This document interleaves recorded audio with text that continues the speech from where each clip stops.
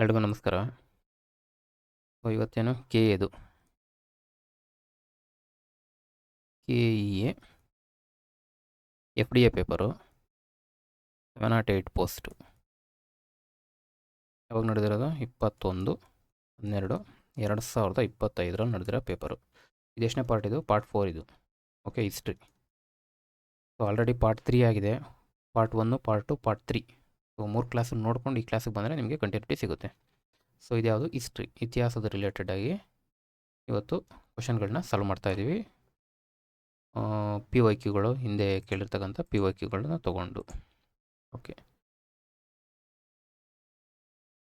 34ನೇ question ಕನ್ನಡದಲ್ಲಿದೆ, ಈ ಕಡೆ ಇಂಗ್ಲೀಷಲ್ಲಿದೆ. ಈ ಕೆಳಗಿನ ಕಥನಗಳನ್ನು ಕಾಲಾನುಕ್ರಮದಲ್ಲಿ ಜೋಡಿಸಿ ಕೊಟ್ಟಿರೋ ಕೋಡ್ಗಳಿಂದ ಸರಿಯಾದ ಉತ್ತರವನ್ನು ಬರೀರಿ ಅಂತ. ಅಂದರೆ ಕ್ರೋನಾಲಜಿ ಕೇಳಿದ್ದಾರೆ. ಕರೆಕ್ಟ್ ಕ್ರೋನಾಲಜಿ, ಹೌದಾ? ಯಾವುದಿದು? ಸೊ ಮಾಡರ್ನ್ ಹಿಸ್ಟ್ರಿ, ಕರ್ನಾಟಕದ ರಿಲೇಟೆಡ್. ಮೊದಲನೇದು ವಂಡಿವಾಶ್ ಕದನ, ಶ್ರೀರಂಗಪಟ್ಟಣ ಕದನ, ಮೊದಲನೇ ಆಂಗ್ಲೋ ಮೈಸೂರು ಕದನ, ಎರಡನೇ ಆಂಗ್ಲೋ ಮೈಸೂರು ಕದನ. ಏನು ಕೇಳಿದ್ದಾನೆ? ಇದು ನಮಗೇನು ಇಯರ್ ಗೊತ್ತಿರಬೇಕು. ಇಯರ್ ಗೊತ್ತಿದ್ರೆ, 12 ವರ್ಷ ಗೊತ್ತಿದ್ರೆ ನಮ್ಗೆ ಆನ್ಸರ್ ಮಾಡ್ತಾ ಹೋಗ್ಬೋದು. ಸೊ ಸ್ಕ್ರೀನ್ ಮೇಲೆ ಕ್ವಶನ್ ಬರ್ತಿದ್ದಂಗೆ ಆನ್ಸರ್ ಮಾಡೋಕ್ಕೆ ಟ್ರೈ ಮಾಡಿ. ಸೊ ನಿಮಗೂ ಕ್ಲಿಯರ್ ಆಗ್ತಾ ಹೋಗ್ತದೆ. ನೀವು ಆನ್ಸರ್ ಮಾಡ್ಬೋದಾ? ಯಾವಾಗ ನಡೆದಿದೆ ವಂಡಿವಾಶ್ ಕದನ? 1760, ಹೌದಾ? ಶ್ರೀರಂಗಪಟ್ಟಣ ಕದನ? ಶ್ರೀರಂಗಪಟ್ಟಣ ಕದನ ಅಂದರೆ 4ನೇ ಆಂಗ್ಲೋ ಮೈಸೂರು ಕದನ ಅಂತ. 1799. ಫಸ್ಟ್ ಆಂಗ್ಲೋ ಮೈಸೂರು ವಾರ್ 1767ರಿಂದ 69. ಎರಡನೇದು 1780ರಿಂದ 84. ಡೀಟೇಲಾಗಿ ನೋಡೋಣ. ಫಸ್ಟ್ ಆನ್ಸರ್ ನೋಡ್ಬಿಡೋಣ. ಸೊ ನಮಗೆ ಕ್ಲಿಯರ್ ಆಯಿತು. ಮೊದಲು 60, ಇದು 99. ಇದು 99, 67 ಅಂದರೆ ಫಸ್ಟು ಇದು ಬರಬೇಕು. ಯಾವುದೋ ವಂಡಿವಾಶ್ ಕದನ ಬರಬೇಕು. ಒಂದು ಎಲ್ಲಿಂದ ಸ್ಟಾರ್ಟ್ ಆಗ್ತದೆ? ಇದರಲ್ಲಿ ಸ್ಟಾರ್ಟ್ ಆಗುತ್ತೆ. ಇದರಲ್ಲಿ ಒಂದಲ್ಲಿ ಸ್ಟಾರ್ಟ್ ಆಗುತ್ತೆ, ಹೌದಾ? ನೆಕ್ಸ್ಟ್ ಯಾವ್ದು ಬರಬೇಕು? 60 ಆದಮೇಲೆ 67ರಿಂದ 69, ಹೌದಾ? 67, 69 ಅಂದರೆ 3 ಎಲ್ಲಿದೆ? ಇಲ್ಲಿದೆ. ನೆಕ್ಸ್ಟು 4 ಬರುತ್ತಾ? 4 ಯಾವುದು? 80ರಿಂದ 84, ಲಾಸ್ಟ್ಗೆ ಇದು. ಸೊ ಇದಕ್ಕೆ ಆನ್ಸರ್ ಏನು? 4. ನಮಗೆ ಈ ಕ್ವಶನಲ್ಲಿ ಏನು ಗೊತ್ತಿರಬೇಕು? ಈ ಯುದ್ಧಗಳು ನಡೆದ ವರ್ಷಗಳು ಗೊತ್ತಿದ್ರೆ ಈ ಕ್ವಶನ್ನು ನಾವು ಮಾಡ್ತಾ ಹೋಗ್ಬೋದು. ಇನ್ನೊಂದು ನೆನ್ಪಿಟ್ಕೊಳ್ಳಿ, ಇದು ಕೆ ಎ ಪ್ರಾವಿಷನ್ ಕೀ. ಯಾವುದೇ ಎಕ್ಸಾಮ್ ನಡೆದಾಗ ಒಂದ್ಸಲಿ ಪ್ರಾವಿಷನ್ ಕೀ ಅಂತ ಒಂದ್ಸಲಿ ಬಿಡ್ತಾರೆ, ಮತ್ತೊಂದು ಸರಿ ಫೈನಲ್ ಕೀ ಅಂತ ಒಂದ್ಸಲಿ ಬಿಡ್ತಾರೆ. ಸೊ ಎರಡನ್ನೂ ನೀವೇನು ಮಾಡಬೇಕು? ರೆಫರ್ ಮಾಡಬೇಕು. ಪ್ರಾವಿಷನ್ ಕೀನಲ್ಲಿ ಬಿಟ್ಟಿದ್ದು ಅಬ್ಜೆಕ್ಷನ್ ಆಗ್ತಾಗ ಫೈನಲ್ ಕೀನಲ್ಲಿ ಚೇಂಜ್ ಮಾಡ್ತಾರೆ. ಸೊ ಈ ಒಂದು ಕ್ವಶನಲ್ಲಿ ಅದು ಚೇಂಜ್ ಆಗಿದೆ. ಸೊ ಪ್ರಾವಿಷನ್ ಕೀ ಯಾವ್ದು ಬಿಟ್ಟಿದ್ದಾರೆ? 2 ಬಿಟ್ಟಿದ್ದಾರೆ. ಸೊ ಇದು ಬಿಟ್ಟಿದ್ರು ಪ್ರಾವಿಷನ್ ಕೀ ಇದು ಬಿಟ್ಟಿದ್ರು. ಸೊ ಅಬ್ಜೆಕ್ಷನ್ ಆದಮೇಲೆ ಇದನ್ನು ಚೇಂಜ್ ಮಾಡಿದ್ದಾರೆ. ಯಾರಾದರೂ ನೋಟ್ ಮಾಡಿಲ್ಲ ಅಂದರೆ ನೋಟ್ ಮಾಡ್ಕೊಳ್ಳಿ. ಸೊ ಹಾಗಾಗಿ ನೀವು ಎಕ್ಸಾಮ್ಗೆ ಪ್ರಿಪೇರ್ ಆಗ್ತಾ ಇರೋ ನಾವು ಪ್ರಾವಿಷನ್ ಕೀ ಮತ್ತು ಫೈನಲ್ ಕೀ ಎರಡರದ್ದು ನಮ್ಗೆ ಸ್ವಲ್ಪ ಗಮನ ಇರಬೇಕು. ಫಸ್ಟು ಯಾವುದೋ ಈಗ ವಂಡಿವಾಶ್ ಕದನ ಸ್ವಲ್ಪ ನೋಡೋಣ, ಜಾಸ್ತಿ ಬೇಡ, ಜಾಸ್ತಿ ಕವರ್ ಮಾಡಬೇಕು. ವಂಡಿವಾಶ್ ಕದನ 1760, ಹೌದಾ? ನಾನು ಏನು ನೆನ್ಪಿಟ್ಕೊಂಡಿದ್ದೀನಿ? ವಾಶ್ ಅಂದರೆ ಫ್ರೆಂಚರು ವಾಶ್ ಆಗೋದ್ರು ಅಂತ. ಸೊ ಹಾಗಾಗಿ ನನಗೆ ಈಸಿಯಾಗಿ ನೆನಪು ಬರುತ್ತಿದ್ದು ಫ್ರೆಂಚರು ಕಂಪ್ಲೀಟಾಗಿ ನಿರ್ನಾಮ ಆಗೋದ್ರು ಇಲ್ಲಿ. ಯಾರ ವಿರುದ್ಧ ಆಡಿದ್ರು? ಬ್ರಿಟಿಷರು, ಹೌದಾ? ಅವಾಗ ಸುಪ್ರೀಂ ಪವರ್ ಇವರೇ ಇದ್ದದ್ದು. ಇವ್ರ ನಡುವೆ ಯುದ್ಧ ಆಗ್ತದೆ. ಈ ಯುದ್ಧದಲ್ಲಿ ಫ್ರೆಂಚರು ಕಂಪ್ಲೀಟಾಗಿ ಏನು ಸಾಮರ್ಥ್ಯ ಕುಸ್ತಾ ಹೋಗುತ್ತೆ. ಆ್ಯಕ್ಚುಲಿ ಇದು 3rd ಕಾರ್ನಾಟಿಕ್ ವಾರ್ನ 3ನೇ ಕಾರ್ನಾಟಿಕ್ ವಾರ್. ಸೊ ಕಾರ್ನಾಟಿಕ್ ಯುದ್ಧ ಈ ಒಂದು ಯುದ್ಧದ ಭಾಗ, ಹೌದಾ? ಬ್ರಿಟಿಷರು ಮತ್ತು ಫ್ರೆಂಚರ ನಡುವೆ ನಡೆಯುತ್ತೆ. ಯಾವಾಗ ನಡೆಯುತ್ತೆ 3rd ಕಾರ್ನಾಟಿಕ್ ವಾರು? 1756ರಿಂದ 63. ನೆನ್ಪಿಟ್ಕೊಳ್ಳಿ, ಒಂದು ವಾಶ್, ಫ್ರೆಂಚರು ಕಂಪ್ಲೀಟಾಗಿ ವಾಶ್ ಆಗೋದ್ರು ಅಂತ ನಾನು ನೆನ್ಪಿಟ್ಕೊಂಡಿರೋದು. ಕ್ಲಿಯರಾ? ಕಾರ್ನಾಟಿಕ್ ವಾರ್ ಬಗ್ಗೆ ರೆಗ್ಯುಲರಾಗಿ ಕ್ವಶನ್ ಆಗ್ತಾಯಿದೆ. ನಾವು ಆಲ್ರೆಡಿ 2 ಪೇಪರ್ ಬಿಡಿಸಿದ್ದೀವಿ. 2 ಪೇಪರಲ್ಲೂ ಕಾರ್ನಾಟಿಕ್ ವಾರ್ ಬಗ್ಗೆ ಕ್ವಶನ್ ಆಗಿದೆ. ಅಂದಮೇಲೆ ಕೆ ಎದು ಕಾರ್ನಾಟಿಕ್ ವಾರ್ ಬಗ್ಗೆ ತುಂಬ ಫೋಕಸ್ ಮಾಡ್ತಿದ್ದಾರೆ. ಸ್ವಲ್ಪ ಡೀಟೇಲಾಗಿ ಓದ್ಕೊಳ್ಳಿ. ಈಗ ಮೊದಲನೇ ಕಾರ್ನಾಟಿಕ್ ಯುದ್ಧ ಯಾವಾಗ ನಡೆಯಿತು? ಸ್ವಲ್ಪ ಇಷ್ಟೊಂದು ನೋಟ್ ಮಾಡ್ತೀನಿ. ಫಸ್ಟ್ ಕಾರ್ನಾಟಿಕ್ ವಾರು ಸೆಕೆಂಡು ಮತ್ತು ಥರ್ಡು.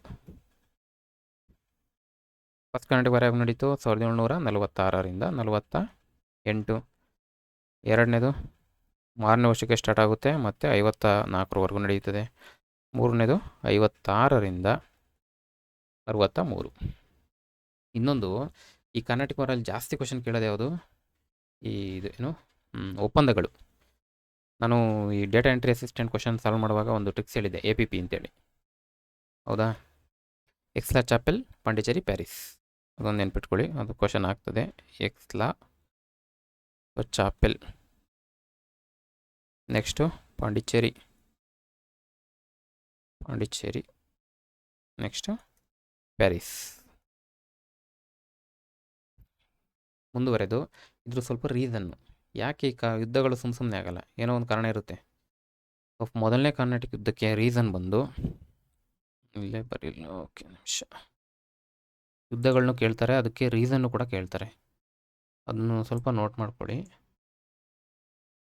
ನೋಟ್ ಮಾಡಿಕೊಂಡ್ರೆ ಸ್ವಲ್ಪ ಕರ್ನಾಟಕ ಯುದ್ಧದ ಬಗ್ಗೆ ನಿಮಗೆ ಕ್ಲಿಯರ್ ಪಿಕ್ಚರ್ ಸಿಗುತ್ತದೆ. ಯಾಕಂದರೆ ಕರ್ನಾಟಕ ಯುದ್ಧದ ಬಗ್ಗೆ ಇದೇ ಕ್ವಶನ್ ಅಲ್ಲ, ಡೇಟಾ ಎಂಟ್ರಿ ಅಸಿಸ್ಟೆಂಟಲ್ಲೂ ಕೇಳಿದ್ದಾರೆ, ಇತ್ತೀಚೆಗೂ ಕೇಳಿದ್ದಾರೆ, ಮುಂದೆನೂ ಕೇಳ್ತಾ ಹೋಗ್ತಾರೆ. ಸೊ KA ಒಂದು ಟಾಪಿಕ್ನ ಹಿಡ್ಕೊಂಡ್ರೆ ಅದ್ರ ಮೇಲೆ ಕ್ವಶನ್ ಆಗ್ತಾಯಿದೆ. ಅದನ್ನು ನೀವು ಸ್ವಲ್ಪ ಗಮನಿಸ್ಕೋಬೇಕು. ಫಸ್ಟ್ ಕರ್ನಾಟಕ ವಾರ ಆಗ್ಲಿಕ್ಕೆ ಯುದ್ಧ ಕಾರಣ ಒಂದು ಆಸ್ಟ್ರಿಯಾದ ಉತ್ತರಾಧಿಕಾರತ್ವ. ಹೌದಾ?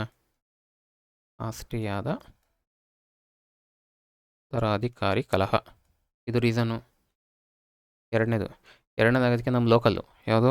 ಹೈದರಾಬಾದ್ ಮತ್ತು ಕರ್ನಾಟಕ ನವಾಬನ ಉತ್ತರಾಧಿಕಾರದು, ಅದ್ರ ರಿಲೇಟೆಡ್ ಆಗ್ತದೆ ಇದು. ಇದೊಂದು ಮಾಡ್ಕೊಳ್ಳಿ. ಏನು ಸ್ಥಳೀಯ ಕಾರಣ ಇದಕ್ಕೆ?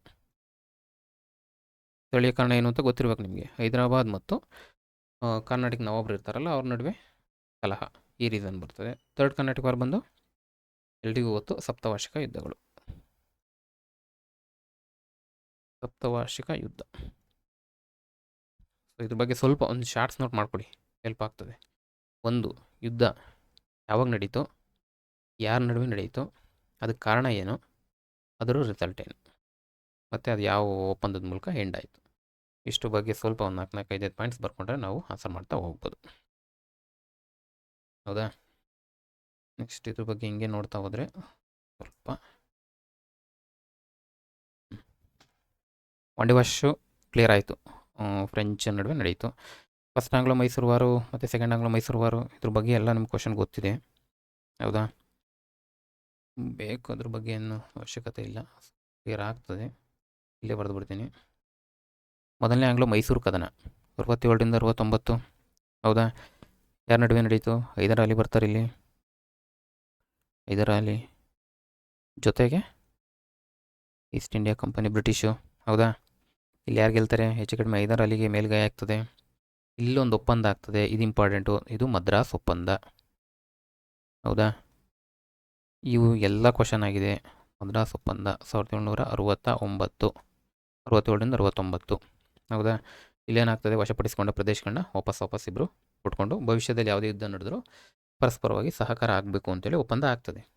ಯಾವುದೇ ಒಂದು ಯುದ್ಧ ಬಂದರೂ ಈ ಒಂದು ಟಾಪಿಕಲ್ಲಿ ನೀವು ನೋಟ್ಸ್ ಮಾಡಿಕೊಂಡ್ರೆ ಈಸಿಯಾಗಿ ಅರ್ಥ ಆಗ್ತದೆ, ಮತ್ತು ಅದು ಮರೆಯೋದು ಇಲ್ಲ. ನೆಕ್ಸ್ಟು ಎರಡನೇದು ಬನ್ನಿ. ಎರಡನೇದು ಯಾರ ನಡುವೆ ನಡೀತದೆ? Hyder Ali, again same. But Hyder Ali ಸಾವನ್ನಪ್ಪದ ನಂತರ ಟಿಪ್ಪು ಇದನ್ನ ಮುಂದುವರಿಸ್ತಾರೆ, ಅದೊಂದು ಸ್ವಲ್ಪ ನೆನಪಿರಲಿ. ಟಿಪ್ಪು ವರ್ಸಸ್ ಅಗೇನ್ ಬ್ರಿಟಿಷ್ ಅಥವಾ ಈಸ್ಟ್ ಇಂಡಿಯಾ ಕಂಪನಿ. ಹೌದಾ? ಇದು ಆಗಲಿಕ್ಕೆ ಕಾರಣನೇ ಇಲ್ಲಿ ಏನು ಒಪ್ಪಂದದ್ದು ಮಾಡ್ಕೊಂಡಿರ್ತಾರಲ್ಲ, ಭವಿಷ್ಯದ ಯುದ್ಧದಲ್ಲಿ ಪರಸ್ಪರ ಸಹಕಾರ ನೀಡಬೇಕು ಅಂತ ಬ್ರಿಟಿಷರು ಅದನ್ನು ಉಲ್ಲಂಘನೆ ಮಾಡ್ತಾರೆ. ಸೊ ಹಾಗಾಗಿ ಇದು ಸ್ಟಾರ್ಟ್ ಆಗ್ತದೆ. ಹೌದಾ? ಜೊತೆಗೆ ಹೈದರ್ ಅಲಿ ಸ್ವಲ್ಪ ಫ್ರೆಂಚರ ಜೊತೆ ಕೂಡ ಸ್ನೇಹ ಬಳಸ್ತಾ ಇರ್ತಾರೆ. ಅವೆಲ್ಲ ಒಂದಷ್ಟು ಪಾಯಿಂಟ್ಸ್ಗಳು ಯುದ್ಧಕ್ಕೆ ಕಾರಣ ಆಗ್ತದೆ. ಇದಕ್ಕೆ ಉತ್ತರ, ಇದು ಒಪ್ಪಂದ ಯಾವುದು? ಇದೊಂದು ಕೇಳ್ತಾರೆ, ಮಂಗಳೂರು ಒಪ್ಪಂದ. ಈ ಕರ್ನಾಟಕ ವಾರು ಮತ್ತು ಈ ಆಂಗ್ಲೋ ಮೈಸೂರು ವಾರು, ಈ ಒಪ್ಪಂದಗಳು ತುಂಬ ಕೇಳ್ತಾರೆ, ತುಂಬ ಎಕ್ಸಾಂಪಲ್ ರಿಪೀಟ್ ಕೂಡ ಆಗಿದೆ. ಸೊ ಇದನ್ನು ನೋಡ್ಕೊಳ್ಳಿ. ನೆಕ್ಸ್ಟು ಈ ಶ್ರೀರಂಗಪಟ್ಟಣ ಒಪ್ಪಂದ, ಶ್ರೀರಂಗಪಟ್ಟಣ ಕದನ ಅಂದರೆ ಏನು? ಇದು 4ನೇ ಆಂಗ್ಲೋ ಮೈಸೂರು ಯುದ್ಧ. ಹೌದಾ? 4th ಆಂಗ್ಲೋ ಮೈಸೂರು ಯುದ್ಧದ ಒಂದು ಭಾಗ. ಆ್ಯಕ್ಚುಲಿ ಮೈಸೂರು, ಓಕೆ, ಇಲ್ಲೇನಾಗ್ತದೆ? ಟಿಪ್ಪು ಸಾವನ್ನಪ್ತಾರೆ. ಥರ್ಡ್ ಆಂಗ್ಲೋ ಮೈಸೂರು ಬಗ್ಗೆ ಇಲ್ಲಿ ಕ್ವಶನಲ್ಲಿ ಬಂದಿಲ್ಲ, ಬಟ್ ಪ್ರೀವಿಯಸ್ ಕ್ಲಾಸಲ್ಲೆಲ್ಲ ಸಾಲ್ವ್ ಮಾಡಿದ್ದೀನಿ, ನೋಡ್ಕೊಳ್ಳಿ. ಇಲ್ಲಿ ಯಾರು ನೇತೃತ್ವ ಇರ್ತಾರೆ? ವೆಲ್ಲೆಸ್ಲಿ. ಸೊ ಯುದ್ಧದಲ್ಲಿ ಏನಾಗ್ತದೆ? ಟಿಪ್ಪು ಸಾವನ್ನಪ್ತಾರೆ. ಸೊ ಮೈಸೂರು ಬ್ರಿಟಿಷರ ವಶ ಆಗ್ತದೆ. ವಾಶ್ ಆದ ನಂತರ ಅದನ್ನು ಒಡೆಯರಿಂದ ಸ್ಟಾರ್ಟ್ ಮಾಡ್ತಾ ಹೋಗ್ತಾರೆ.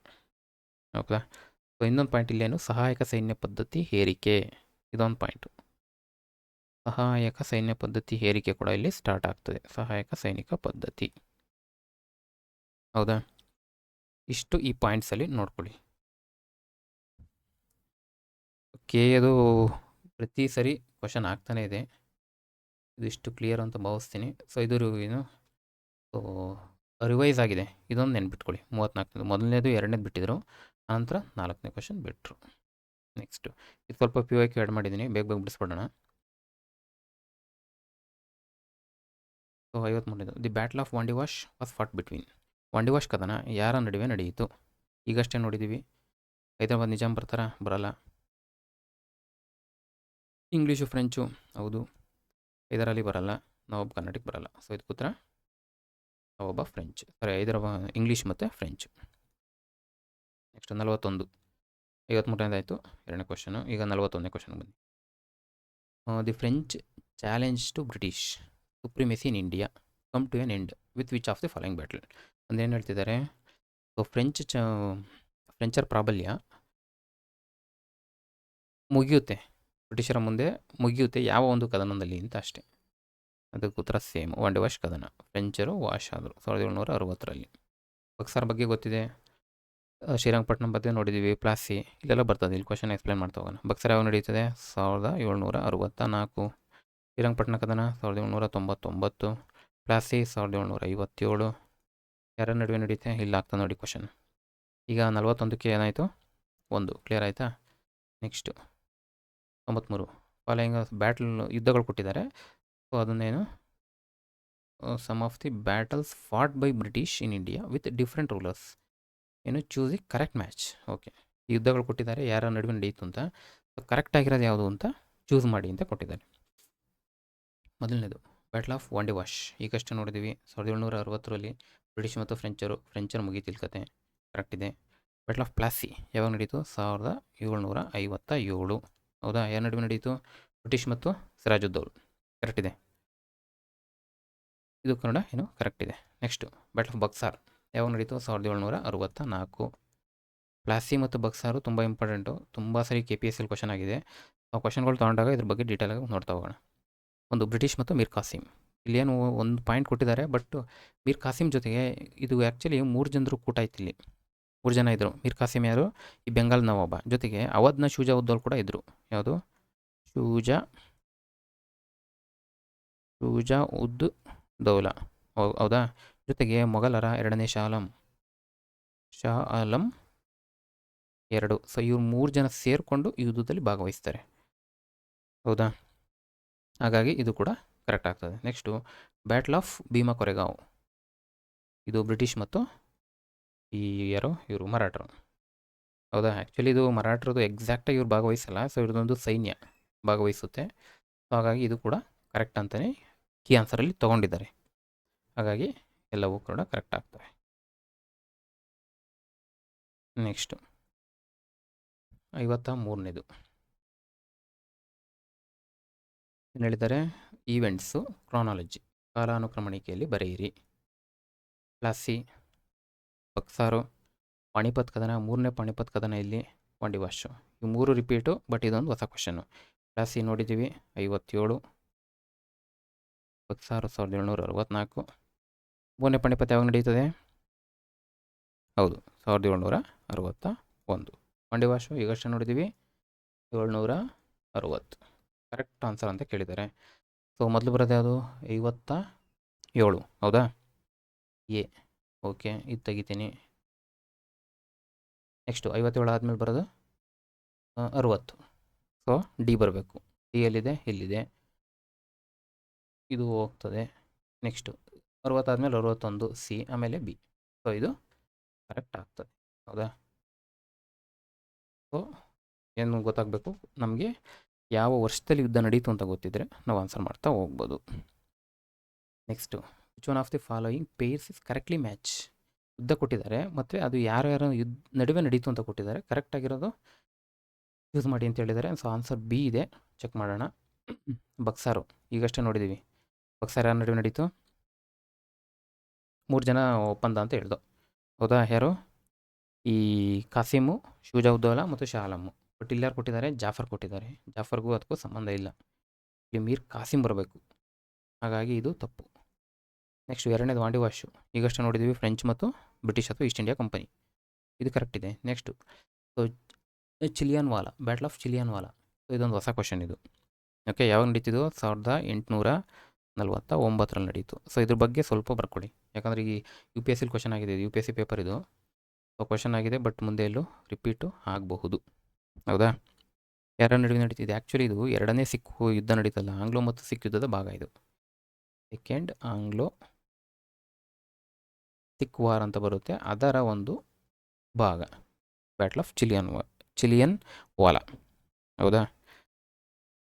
ಸೊ ಇದು ಯಾರ ನಡುವೆ ನಡೆಯುತ್ತೆ? ಡಾಲೌಸಿ ಮರಾಠರಲ್ಲ, ಇಲ್ಲಿ ಸಿಖ್ ಬರಬೇಕು. ಹಾಗಾಗಿ ಇದು ತಪ್ಪು. ಬ್ಯಾಟಲ್ ಆಫ್ ಕರ್ದಾ, ನಿಜಾಮ್ ಮತ್ತು ಈಸ್ಟ್ ಇಂಡಿಯಾ ಕಂಪನಿ ಅಂತ ಕೊಟ್ಟಿದ್ದಾನೆ. ಬಟ್ ಇಲ್ಲಿ Nizam correct, East India company ಬರಲ್ಲ. ಬದಲಾಗಿ ಯಾರು ಬರ್ತಾರೆ? ಇಲ್ಲಿ ಮರಾಠರು ಬರ್ತಾರೆ. ಇವು ಆಲ್ರೆಡಿ ಕ್ವಶನ್ ಆಗಿರೋದ್ರಿಂದ ಸ್ವಲ್ಪ ಇದ್ರ ಬಗ್ಗೆ ನೋಟ್ ಮಾಡ್ಕೊಳ್ಳಿ. ಯಾವಾಗ ನಡೀತು, ಯಾರ ನಡುವೆ ನಡೀತು, ಸ್ವಲ್ಪ ಹಿನ್ನೆಲೆ ಏನು, ಅದ್ರ ಪರಿಣಾಮ ಏನು. ಒಂದೊಂದು ವರ್ಡಲ್ಲಿ ಸಾಕು, ಒಂದೊಂದು ಲೈನಲ್ಲಿ ಸಾಕು. ಇದು ಸಾಕಾಗ್ತದೆ, ಹೆಲ್ಪ್ ಆಗ್ತದೆ. ನೆಕ್ಸ್ಟು 89ಕ್ಕೆ ಬನ್ನಿ. So which one of the following is the correct chronology order of the battle fought in India in 18th century? 18ನೇ ಸೆಂಚುರಿಯಲ್ಲಿ ನಡೆದ ಯುದ್ಧಗಳ ಸರಿಯಾದ ಕಾಲಾನುಕ್ರಮಣಿಕೆ ಬರೆಯಿರಿ ಅಂತ. ಆನ್ಸರ್ ಏನು ಹೇಳಿದ್ದಾನೆ? ಬಿ ಅಂತ ಹೇಳಿದ್ದಾನೆ. ಚೆಕ್ ಮಾಡೋಣ. ಏನು ಕೊಟ್ಟಿದ್ದಾನೆ? ಬ್ಯಾಟಲ್ ಆಫ್ ಅಂಬೂರ್, ಹೊಸದು ಗೊತ್ತಿಲ್ಲ ನನಗೆ. Battle of Plassey 1757. Battle of Wandiwash 60. Buxar 1764. ಹೌದಾ? ಅಂಬೂರ್ ಏನೋ ಗೊತ್ತಿಲ್ಲ ನನಗೆ. ಇದು ಸೀಕ್ವೆನ್ಸ್ ಕರೆಕ್ಟ್ ಇದೆ. ಇಲ್ಲಿ ನೋಡೋಣ, 60 ಫಸ್ಟ್ ಬಂದಿದೆ. ಇದು ಬಜಾರ್ ಅಲ್ಲ, ಬಕ್ಸಾರ್. ಇದು 60 ಆದಮೇಲೆ 64 ಬಂದಿದೆ. ನೆಕ್ಸ್ಟು ಪ್ಲಾಸಿ 57 ಬಂದುಬಿಟ್ಟಿದೆ. ಸೊ ಇವೆರಡು ಮುಂಚೆ ಆಗಿದೆ, ಇದನ್ನು ನಾನು ಎಲಿಮಿನೇಟ್ ಮಾಡ್ತೀನಿ. ಅಂಬೂರ್ ಗೊತ್ತಿಲ್ಲ ಅಂದರೂ ಕೂಡ. ಹೌದಾ? ಯಾಕಂದರೆ ಪ್ಲಾಸಿ ಲಾಸ್ಟಿಗೆ ಬಂದಿದೆ. ಪ್ಲಾಸಿ ಫಸ್ಟ್ ನಡೀತು 67ರಲ್ಲಿ. ವಾಂಡಿವಾಶ್ 60, ಪ್ಲಾಸಿ 64. ನೆಕ್ಸ್ಟು ವಾಂಡಿವಾಶ್ 60, ಪ್ಲಾಸಿ 57, 57. ಸೊ ಇಲ್ಲಿ ಉಲ್ಟಾ ಆಯಿತು. ಹೌದಾ? ಪ್ಲಾಸಿ ಆದಮೇಲೆ ವಾಂಡಿವಾಶ್ ಬರಬೇಕು. ಸೊ ಹಾಗಾಗಿ ಇದನ್ನು ಕೂಡ ತೆಗಿತೀನಿ. ನನಗೆ ಅಂಬೂರ್ ಗೊತ್ತಿಲ್ಲ ಅಂದರೂ ಕೂಡ ಆಪ್ಷನ್ ಹೆಂಗೆ ಎಲಿಮಿನೇಟ್ ಮಾಡ್ಬೋದು ಅಂತ. ನೆಕ್ಸ್ಟು ಅಂಬೂರು ಗೊತ್ತಿಲ್ಲ. ಬಕ್ಸಾರ್ 64, ವಾಂಡಿವಾಶ್ 60. ಇಲ್ಲೇ ತೆಗಿಬೋದಾ? 60 ಆದಮೇಲೆ 60 ಅಲ್ಲ, ಆ್ಯಕ್ಚುಲಿ ಇದು ಫಸ್ಟ್ ಬರಬೇಕಿತ್ತು. ವಾಂಡಿವಾಶ್ ಬಂದು ಆಮೇಲೆ ಬಕ್ಸಾರ್ ಬರಬೇಕಿತ್ತು. ಸೊ ಹಾಗಾಗಿ ಇದು ಕೂಡ ತೆಗಿತೀನಿ. ಸೊ ನನ್ನ ಕರೆಕ್ಟ್ ಆನ್ಸರ್ ಯಾವುದು? ಬಿ. ಹೌದಾ? ನನಗೆ ಬ್ಯಾಟಲ್ ಆಫ್ ಅಂಬೂರ್ ಬಗ್ಗೆ ಗೊತ್ತಿಲ್ಲ ಅಂದರೂ ಕೂಡ ಈ 3 ಇದರಿಂದ ನಾನು ಸಾಲ್ವ್ ಮಾಡಬಹುದು. ಹೌದಾ? ಸೊ ಬ್ಯಾಟಲ್ ಆಫ್ ಅಂಬೂರ್ ಬಗ್ಗೆ ನೋಡ್ಕೊಳ್ಳಿ ಸ್ವಲ್ಪ.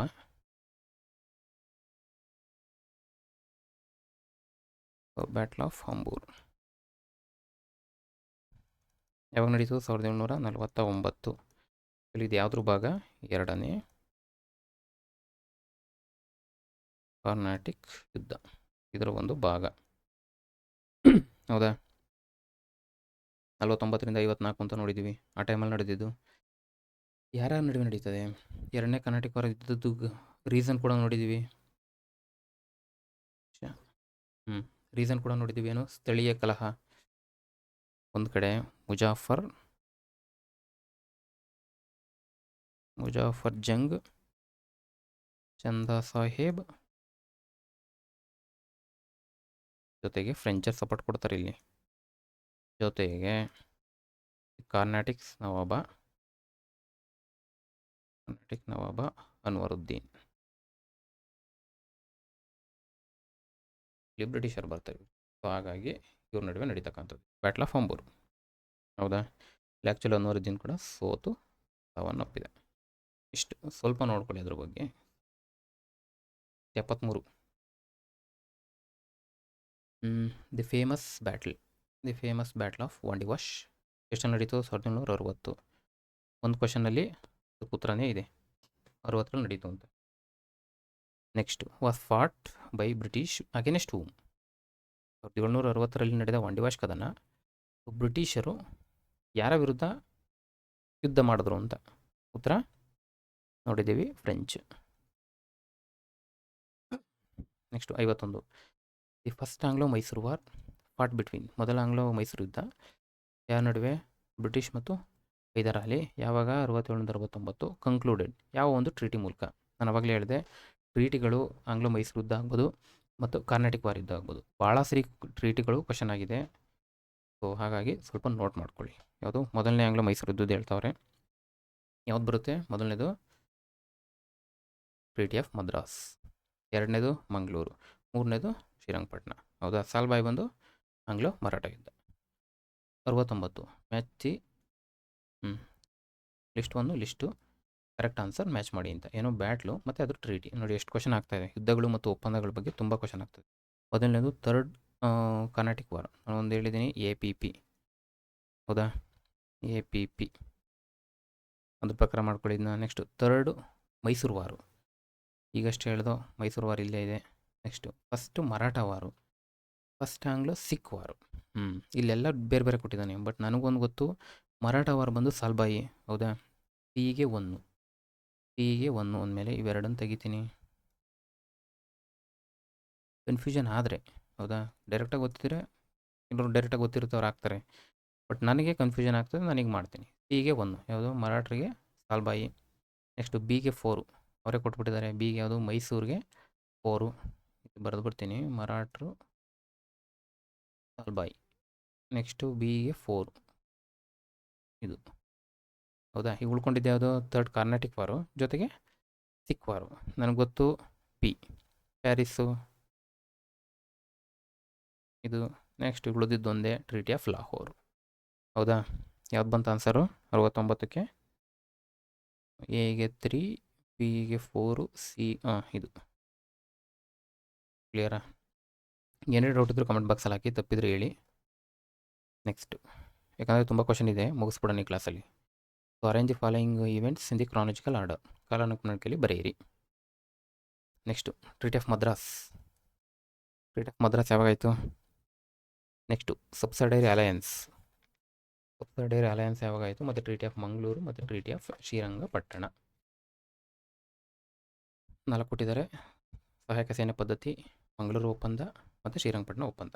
ಕ್ರಾನಾಲಜಿ ಬೇಕು ನಮಗೆ ಮಂಗಳೂರು ಗೊತ್ತು, ಮದ್ರಾಸ್ ಗೊತ್ತು. ಮದ್ರಾಸ್ ಯಾವಾಗಾಯಿತು? ಮೊದಲನೇ ಆಂಗ್ಲೋ ಸಿಖ್, ಆಂಗ್ಲೋ ಮರಾಠ,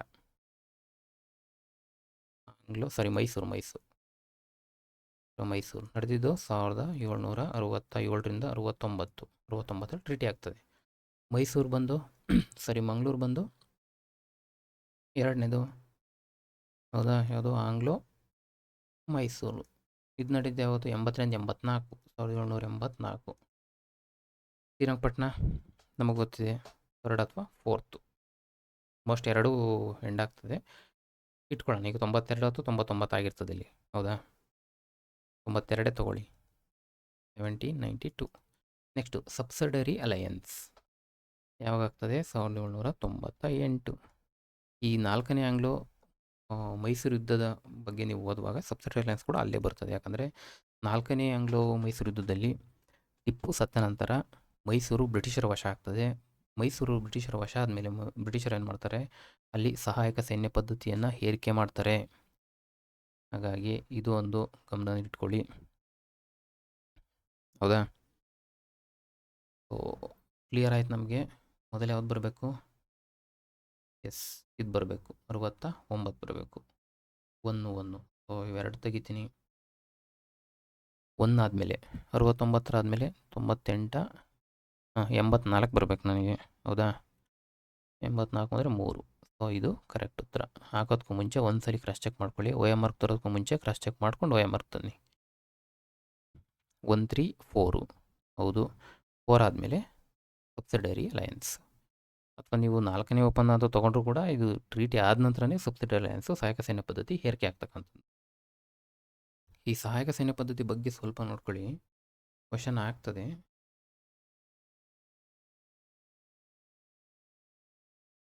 ಸಹಾಯಕ ಸೈನ್ಯ ಪದ್ಧತಿ. ಹೌದಾ? ಜಾರಿಗೆ ತಂದವರು ಯಾರು? Lord Wellesley. DSCD ಬುಕ್ಸ್ ಎಲ್ಲ ಇದೆ. ಏನಾಗ್ತದೆ ಇಲ್ಲಿ? ಸಹಿ ಹಾಕ್ಸ್ಕೊತಾರೆ. ಯಾರು? ಸ್ಥಳೀಯ ರಾಜರ ಕಡೆ ಸಹಿ ಹಾಕ್ಸ್ಕೊತಾರೆ. ಸಹಿ ಹಾಕ್ಸ್ಕೊಂಡ್ರೆ ಅವ್ರಿಗೇನು ಸಿಗ್ತದೆ? ಬಾಹ್ಯ ದಾಳಿ, ಅಂದರೆ ಬೇರೆಯವರು ದಾಳಿ ಮಾಡೋದು ಅಥವಾ ಆಂತರಿಕ ದಂಗೆ. ಆಂತರಿಕ ದಂಗೆ ಇದರ ವಿರುದ್ಧ ಬ್ರಿಟಿಷರು ಏನು ಮಾಡ್ತಾರೆ, ಪ್ರೊಟೆಕ್ಷನ್ ಕೊಡ್ತಾರೆ ಇವರಿಗೆ, ರಕ್ಷಣೆ ಸಿಗುತ್ತೆ. ಇದ್ರ ವಿರುದ್ಧ ಇವ್ರಿಗೇನು ರಕ್ಷಣೆ ಸಿಗುತ್ತೆ. ಪ್ರತಿಯಾಗಿ ಇವ್ರೇನು ಕೊಡಬೇಕು, ಫ್ರೀಯಾಗಿ ಕೊಡ್ತಾರಾ? ಇದಕ್ಕೆ ಬ್ರಿಟಿಷರು ಇವರಿಗೆ ರಕ್ಷಣೆನ ಫ್ರೀಯಾಗಿ ಕೊಡ್ತಾರಾ? ಇಲ್ಲ. ಈ ಸ್ಥಳೀಯ ರಾಜ ಯಾರು ಸೈನ್ ಆಗ್ತಾರೋ ಅವರು ತನ್ನ ಪ್ರಾಂತ್ಯದೊಳಗೆ ಬ್ರಿಟಿಷ್ ಸೈನ್ಯದ ತುಕಡಿಗೆ ಒಂದು ನೆಲೆ ಅಥವಾ ಏನು ಖರ್ಚಿಟ್ಕೊಂಡು ಅವ್ರನ್ನ ಮೇಂಟೈನ್ ಮಾಡ್ಕೋಬೇಕು ಇವರು. ಸೊ ಬ್ರಿಟಿಷ್ ಸೈನ್ಯದ ತುಕಡಿ ನಿರ್ವಹಣೆ ಅನ್ಬೋದಾ? ತುಕಡಿ ನಿರ್ವಹಣೆ, ಹೌದಾ? ಜೊತೆಗೆ ಒಬ್ಬ ರೆಸಿಡೆಂಟ್ ಕೂಡ ನೇಮಕ ಮಾಡ್ತಾರೆ. ಯಾರು? ಬ್ರಿಟಿಷರು. ರೆಸಿಡೆಂಟ್ ನೇಮಕ ಎಲ್ಲಿ? ಈ ಒಂದು ಯಾವ ರಾಜ ಸೈನ್ ಆಗ್ತಾರೋ ಅವರ ಪ್ರಾಂತ್ಯಕ್ಕೆ. ಇವನ ಕೆಲಸ ಏನು? ರಾಜ್ಯದ ಒಳಗೆ ಮತ್ತು ಹೊರಗಡೆ, ಅಂದರೆ ಬೇರೆ ರಾಜ್ಯರ ಜೊತೆಗೆ ಒಪ್ಪಂದ ಇರ್ಬೋದು ಅಥವಾ ಬೇರೆ ವಿದೇಶಗಳೊಂದಿಗೆ ಒಪ್ಪಂದಗಳು, ಇಂಥವನ್ನೆಲ್ಲ ಇವ್ರ ಗಮನಕ್ಕೆ ತರದೇ ಮಾಡೋಂಗಿಲ್ಲ. ಅಂದ್ರೇನು? ಕಂಟ್ರೋಲ್, ನಿಯಂತ್ರಣ, ಇದು ಇವ್ರ ಉದ್ದೇಶ. ತರಬೇಕು, ಏನೇ ಆದರೂ ಗೊತ್ತಾಗಬೇಕು ಅವರಿಗೆ. ಇನ್ನೊಂದು, ಇವ್ರ ಅನುಮತಿ ಇಲ್ಲದೆ ಯಾವುದೇ ವಿದೇಶಿ ಮೈತ್ರಿ ಅಥವಾ ಯುದ್ಧ ಮಾಡೋ ಹಾಗಿಲ್ಲ. ವಿದೇಶಿ ಮೈತ್ರಿ ಅಥವಾ ಯುದ್ಧ ಅನುಮತಿ ಇಲ್ಲದೆ ಮಾಡೋ ಹಾಗಿಲ್ಲ. ಇಷ್ಟು. ಇದು ಸಹಾಯಕ ಸೈನ್ಯ ಪದ್ಧತಿ ಬಗ್ಗೆ. ಯಾವಾಗ ಬಂತು ನಿಮ್ಗೆ ಗೊತ್ತಿದೆ, 1798. ಹೌದಾ? ಪರಿಣಾಮಗಳೇನು ಕೇಳ್ಬೋದು. ಇದರ ಪರಿಣಾಮಗಳು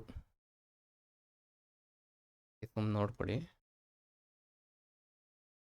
ಮುಂದಿನ ಕ್ವಶನಲ್ಲಿ ಬರ್ಬೋದು. ಪರಿಣಾಮಗಳು ಏನಾಯ್ತು ಇದರಿಂದ, ಸಹಾಯಕ ಸೈನ್ಯ ಪದ್ಧತಿಯಿಂದ ಸ್ಥಳೀಯ ರಾಜರಿಗೆ ಆಗ್ತಿದ್ದಂಥ ಪರಿಣಾಮಗಳು ಕೆಳಕಂಡವು ಯಾವುವು ಹೇಳಿ. ಒಂದು, ಸಾರ್ವಭೌಮತ್ವ ಇರಲಿಲ್ಲ. ಹೌದಾ? ಮುಗೀತು. ಸಾರ್ವಭೌಮತ್ವ, ಸೋವೆರ್ನಿಟಿ ಅಂದ್ರೇನು? ಅಧೀನ ರಾಜ್ಯಗಳಾಗ್ತಿದ್ರು ಇವರು, ಬ್ರಿಟಿಷರ ಅಧೀನಕ್ಕೆ ಹೋಗ್ತಿದ್ರು ಇವರು. ಇನ್ನೊಂದು, ಮಿಲಿಟರಿ ಪ್ರಾಬಲ್ಯ. ಯಾರ್ದು? ಬ್ರಿಟಿಷರ್ದು. ಹೌದಾ? ಮಿಲಿಟರಿ ನಿರ್ವಹಣೆ ಅಥವಾ ಪ್ರಾಬಲ್ಯ ಅನ್ಬೋದು. ನಿರ್ವಹಣೆ ಉತ್ತಮ ಇನ್ಕ್ರೀಸ್ ಆಗ್ತಾ ಹೋಗ್ತದೆ. ಯಾಕಂದರೆ ತಮ್ಮದೊಂದು ಸೈನ್ಯನ ಯಾವುದೋ ಒಂದು ರಾಜ್ಯದಡಿ ಕೊಟ್ಟಾಗ ಅವ್ರು ಖರ್ಚಿಟ್ಕೊಂಡು ನೋಡ್ಕೊಂಡಾಗ ತಾವು ಏನು ಸೈನ್ಯನ ಚೆನ್ನಾಗಿ ಬಿಲ್ಡ್ ಮಾಡ್ಕೋಬೋದು. ಹೌದಾ? ಖರ್ಚಿಲ್ದಲೆ ಸುಸಜ್ಜಿತವಾದ ಸೈನ್ಯ ಕಟ್ಕೋಬೋದು. ಮತ್ತು ಈ ಸ್ಟಾರ್ಟ್ ಆಗಿದೆ 18th ಮತ್ತು 19th ಸೆಂಚುರಿನಲ್ಲಿ ಹಲವಾರು ಪ್ರಾಂತ್ಯಗಳ ವಶ ಆಗ್ತದೆ ಇವ್ರಿಗೆ. ಯಾಕಂದರೆ ಇದೊಂದು ರೀಸನ್ ಕೊಟ್ಬಿಟ್ಟು ಹಲವಾರು ಪ್ರಾಂತ್ಯಗಳನ್ನ ವಶಪಡಿಸ್ಕೊಂಡು ರಾಜ್ಯ ವಿಸ್ತರಣೆ ಆಗ್ತದೆ. ಯಾರ್ದು? ಬ್ರಿಟಿಷ್ ಅವ್ರದ್ದು. ಸೊ ಇವೆಲ್ಲ ಇವರಿಗೆ ಪ್ಲಸ್ ಆಗ್ತವೆ.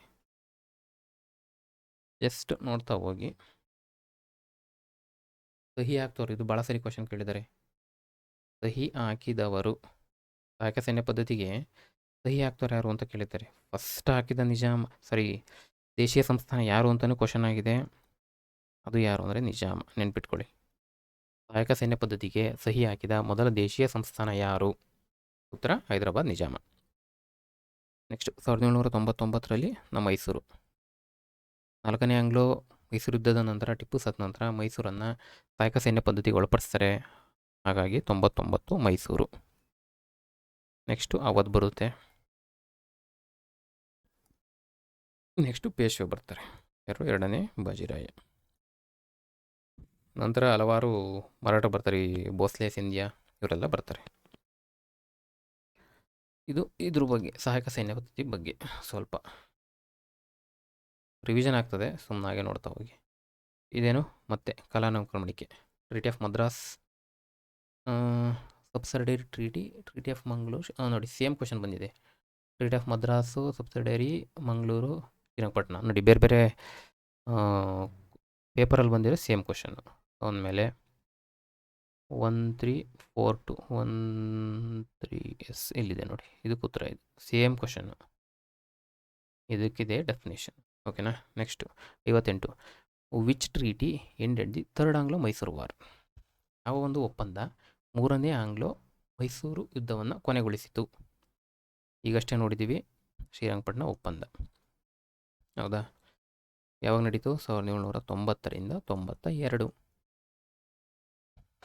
ನೆಕ್ಸ್ಟು ಮತ್ತು ವಾರು ಮತ್ತು ಇಯರು, ಯುದ್ಧ ಅದು ನಡೆದ ವರ್ಷ. ಕರೆಕ್ಟ್ ಆನ್ಸರ್ ಇದು ಮಾಡಿ ಅಂತ. First Anglo French Carnatic war. French Carnatic war ಯಾವಾಗ ನಡೀತು? 1. ಫಸ್ಟ್ ಆಂಗ್ಲೋ ಮೈಸೂರು ವಾರು ಮೊದಲನೇದು. ನೆಕ್ಸ್ಟು ಫಸ್ಟ್ ಆಂಗ್ಲೋ ಮರಾಠರ war. Next Anglo Nepal war. ಹೌದಾ? ಆನ್ಸರ್ ಮಾಡ್ತೀರಾ?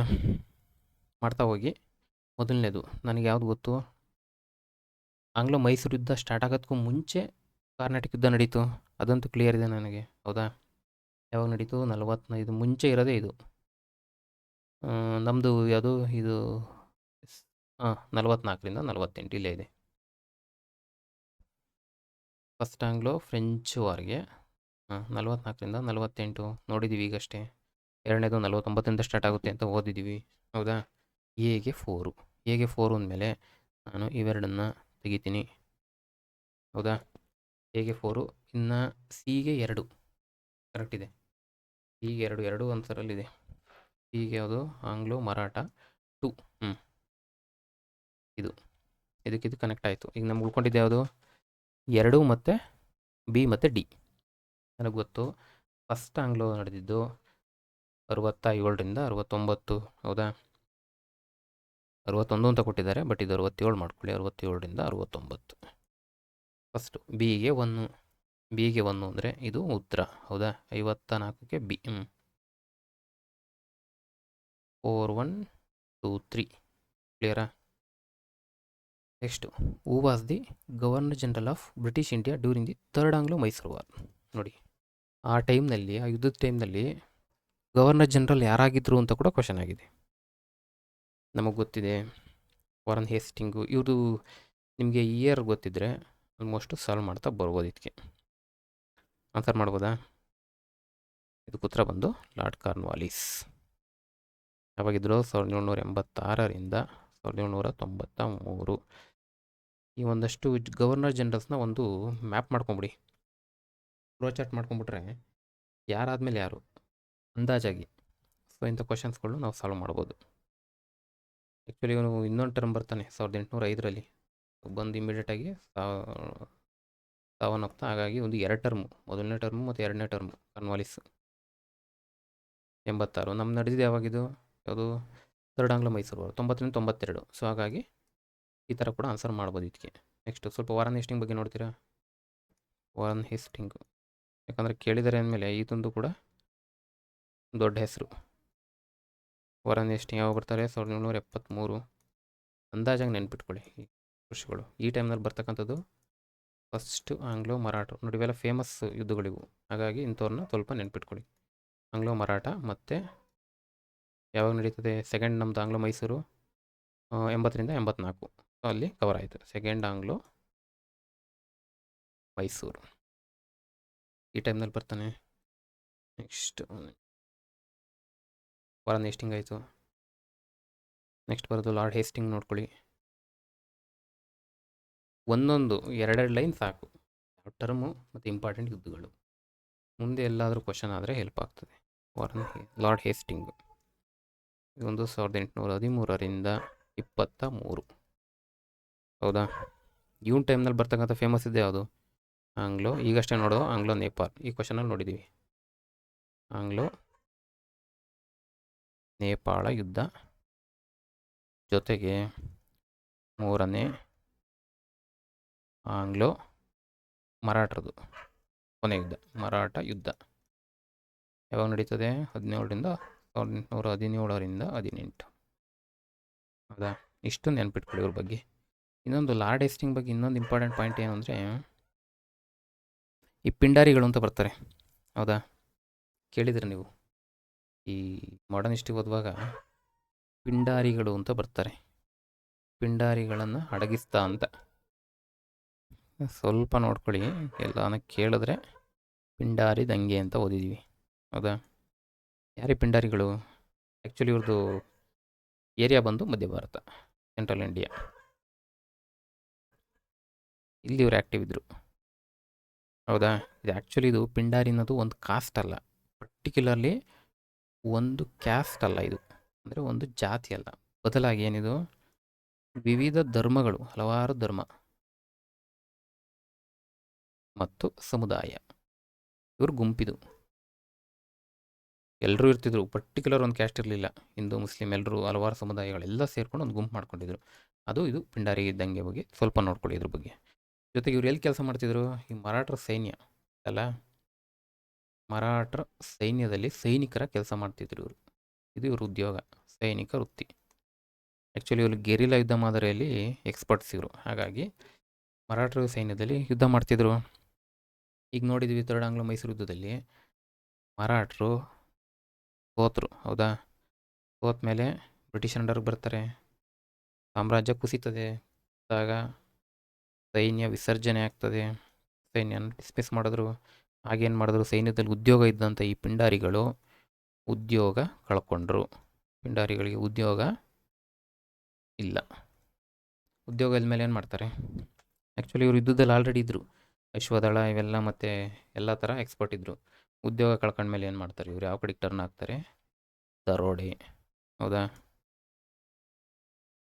ದರೋಡೆ ಸ್ಟಾರ್ಟ್ ಮಾಡ್ತಾರೆ. ಇವ್ರ ನಾಯಕರ ಬಗ್ಗೆ ಎಲ್ಲೋ ಒಂದ್ಸರಿ ನೋಡಿದ್ದೆ, ಬಟ್ ಆ ಕ್ವಶನ್ ಸಿಕ್ಕಲಿಲ್ಲ. ನಾಯಕರನ್ನು ಒಂದು ಸ್ವಲ್ಪ ನೋಟ್ ಮಾಡ್ಕೊಳ್ಳಿ. ಚಿತು, ಕರೀಂ ಖಾನ್ ಮತ್ತು ಅಮೀರ್ ಖಾನ್, ಇವ್ರು 3 ಜನ. ಸುಮ್ಮನೆ ನೆನ್ಪಿಟ್ಕೊಳ್ಳಿ. ಪಿಂಡಾರಿ ದಂಗೆಗಳೊಂದು ಬಂದ ತಕ್ಷಣ ಇವ್ರು ನೆನಪಿದ್ರೆ ಸ್ವಲ್ಪ ಹೆಲ್ಪ್ ಆಗ್ತದೆ. ಇದು ಪಿಂಡಾರಿಗಳ ಬಗ್ಗೆ. ಈ ಯುದ್ಧನ, ಈ ಪಿಂಡಾರಿಗಳನ್ನ ಅಡಗಿಸ್ತಾನೆ ಯಾರು ಅಂದರೆ ಇದೇ ಲಾರ್ಡ್ ಹೇಸ್ಟಿಂಗ್, ಹೌದಾ? ಇದು ಇದ್ರ ಬಗ್ಗೆ.